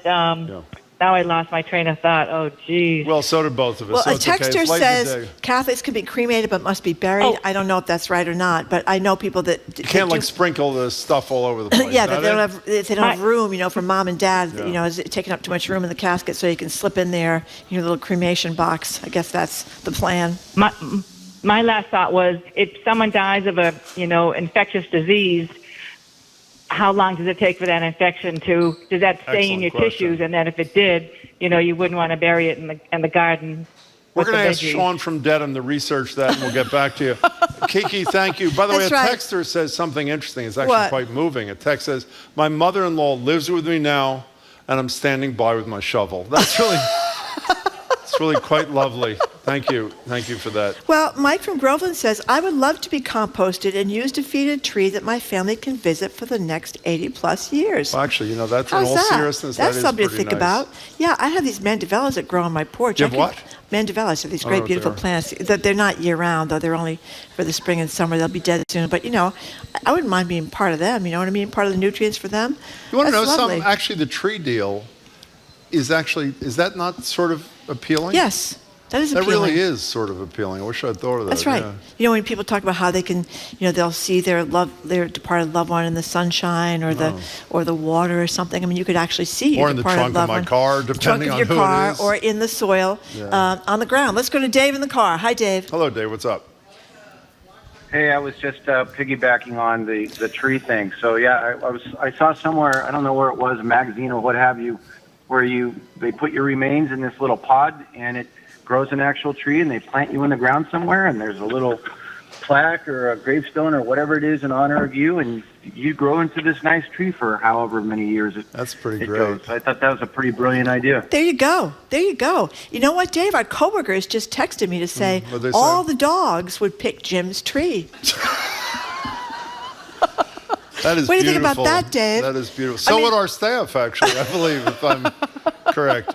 Dave, so another guy who's thought about this. By the way, thanks for the call. In all seriousness, I'm getting into the tree part of this. That's actually a pretty beautiful kind of thing. That's right. We can all go to Cambridge and see the Jim tree. By the way, in this statute in California, I don't know if this matters to people, but I read it and it's of some interest, I think. You cannot be composted, according to California law, with people to whom you are not related. But you can be composted, I guess, with other, what are they, preserved? So you can have a composted family. Composted family, yeah. No, you can. I mean, well, that's what it says kind of in the California comforting statute. thought. You can all be composted together. One of the texters says, and this is true, I remember seeing this from the Ben Franklin thing that Ken Burns did. Yeah. Ben Franklin's epitaph, he remembers it, this emailer says, or texter says, from when he was 10 years old. It said, "Here lies Ben Franklin, food for the worms." And the texter says it remains a vivid memory 65 years later. So if you were composted, only a little tiny piece of you at one time would be food for the worms, right? It wouldn't be your entire body. Apparently, I can't believe you would decompose in 30 days, but that's what this story says. Speaking of Ken Burns, did I ever ask you this question? When he came in, not when he came in last week when we were talking about the Holocaust thing, which if you have not seen is just, it's spectacular, and you should see it. When he did the thing on Benjamin Franklin and he was in, and I told him, I thought, we were talking before we went on the air about the great inventions of Benjamin Franklin. I said, you know what the greatest one is? He guessed a few, and I said, no. And I said it was the flexible catheter. Right, yeah. And he didn't seem to think, but I mean, that is a huge, well, women don't appreciate that. No, I haven't thought much about flexible catheters. It's true. Trust me, it's a big true. deal. Well, there you go. Okay, fine. 877-301-8970. Why are you giving the number? The show's almost over. Well, Kate in the car. car is very passionate, she says, so she wants to talk about this. What's up? Hi, can you hear me? We can. Awesome. So yeah, I actually am super passionate about human composting. I personally would like to be composted when I eventually pass away. I actually have been following this for a long time. There is a company called Recompose that is open in, I believe, Colorado as well as Oregon. And they're a really great facility. You can look up, there's an organization that's called the Order of the Good Death. And they give a lot of information about death rights and what you can do for yourself to prepare, because we will all eventually die. And you can also watch a really awesome YouTube video at the Ask a Mortician YouTube site. Okay, Kate. Yeah. Question. It's recompose.life, by the way. I just why looked it up. are you so passionate about this? It's an unusual subject Quickly, to if be you passionate can. about. We're almost Quickly. out of time, so tell us fast. Because of the ecological impact of what our current mainstream burial system is. Excellent point. Kate in the car. You know the alternative is, because we should always talk alternatives so it's not biased. The other alternative is you can do, like we read in Ben Bradley Jr.'s book, is you can have your head left on a tuna can in Arizona until they, what do they do? Cryogenics, or whatever they call it. Whatever it is. They freeze bring you your back, head. They bring you back to life and they figure out how to cure Well, they whatever it was that allegedly killed. bring you back. Yeah, I'm a little suspicious, You but are? it is disconcerting. I don't want to have my head in a tuna can. Not in a tuna can, On a tuna can. I would not like that. No. But anyway, we're done with this uplifting We are subject, done. and we're done for the whole day. By the way, Thank you almost very much. everybody's into this, by They're the way. into this, They Jim. It's really a new are. frontier. It's amazing. Keep up with us 24/7 by way of our podcast. If you haven't had enough of us already, tune in tomorrow. We'll talk with Juliet Kayam, the Boston Globe's David Abel, and Christopher Muther. And 2 stars from Tina, the Tina Turner musical, including the star who plays Tina and Ann Nesby, who plays Tina's grandmother, who is great. We saw it last night, by Yeah. the way. They are stellar, to say the least. Plus, Brilliant. guess what's back tomorrow, Jim? I do not know. Ask This Old House, the BPR edition with Kevin O'Connor and Tom Silva. Oh, We're very great. excited about that. You wanna can call thank- them with your questions. Yes, you Yep. can. Okay. I want to thank our crew, Zoe Matthews, Aidan Conley, Mackenzie Farkas, Gia Orsino, Brendan Deedy. Our engineer is John the Claw Parker. Our executive producer is Jamie Bologna. Special thanks to the BPL engineering team, Sai Patel and Angelica Marrero. What's on TV, Jim? Well, you're actually going to want to watch this show. A former federal judge, Nancy Gertner, and Harvard emeritus professor Larry Tribe will spend the whole half hour with me talking about the legal travails of one Donald J. Trump. That's going to be a great show I would because say they're it's both probably gonna be brilliant great. legal scholars. Love to listen to them both. Okay. Thank you very much, Jim. You did a very nice job. I did? Yes, you did. Well, thank you. I'm Marjorie Egan. Oh, you did a fine job then, Thank you. too. if Thank that's you. the I was case. hoping you would say that in I return. forgot. And I am Jim Browdy. That's right. See Thank you you very tomorrow. much for tuning in today. I hope you can tune in tomorrow and have a great afternoon. Bye.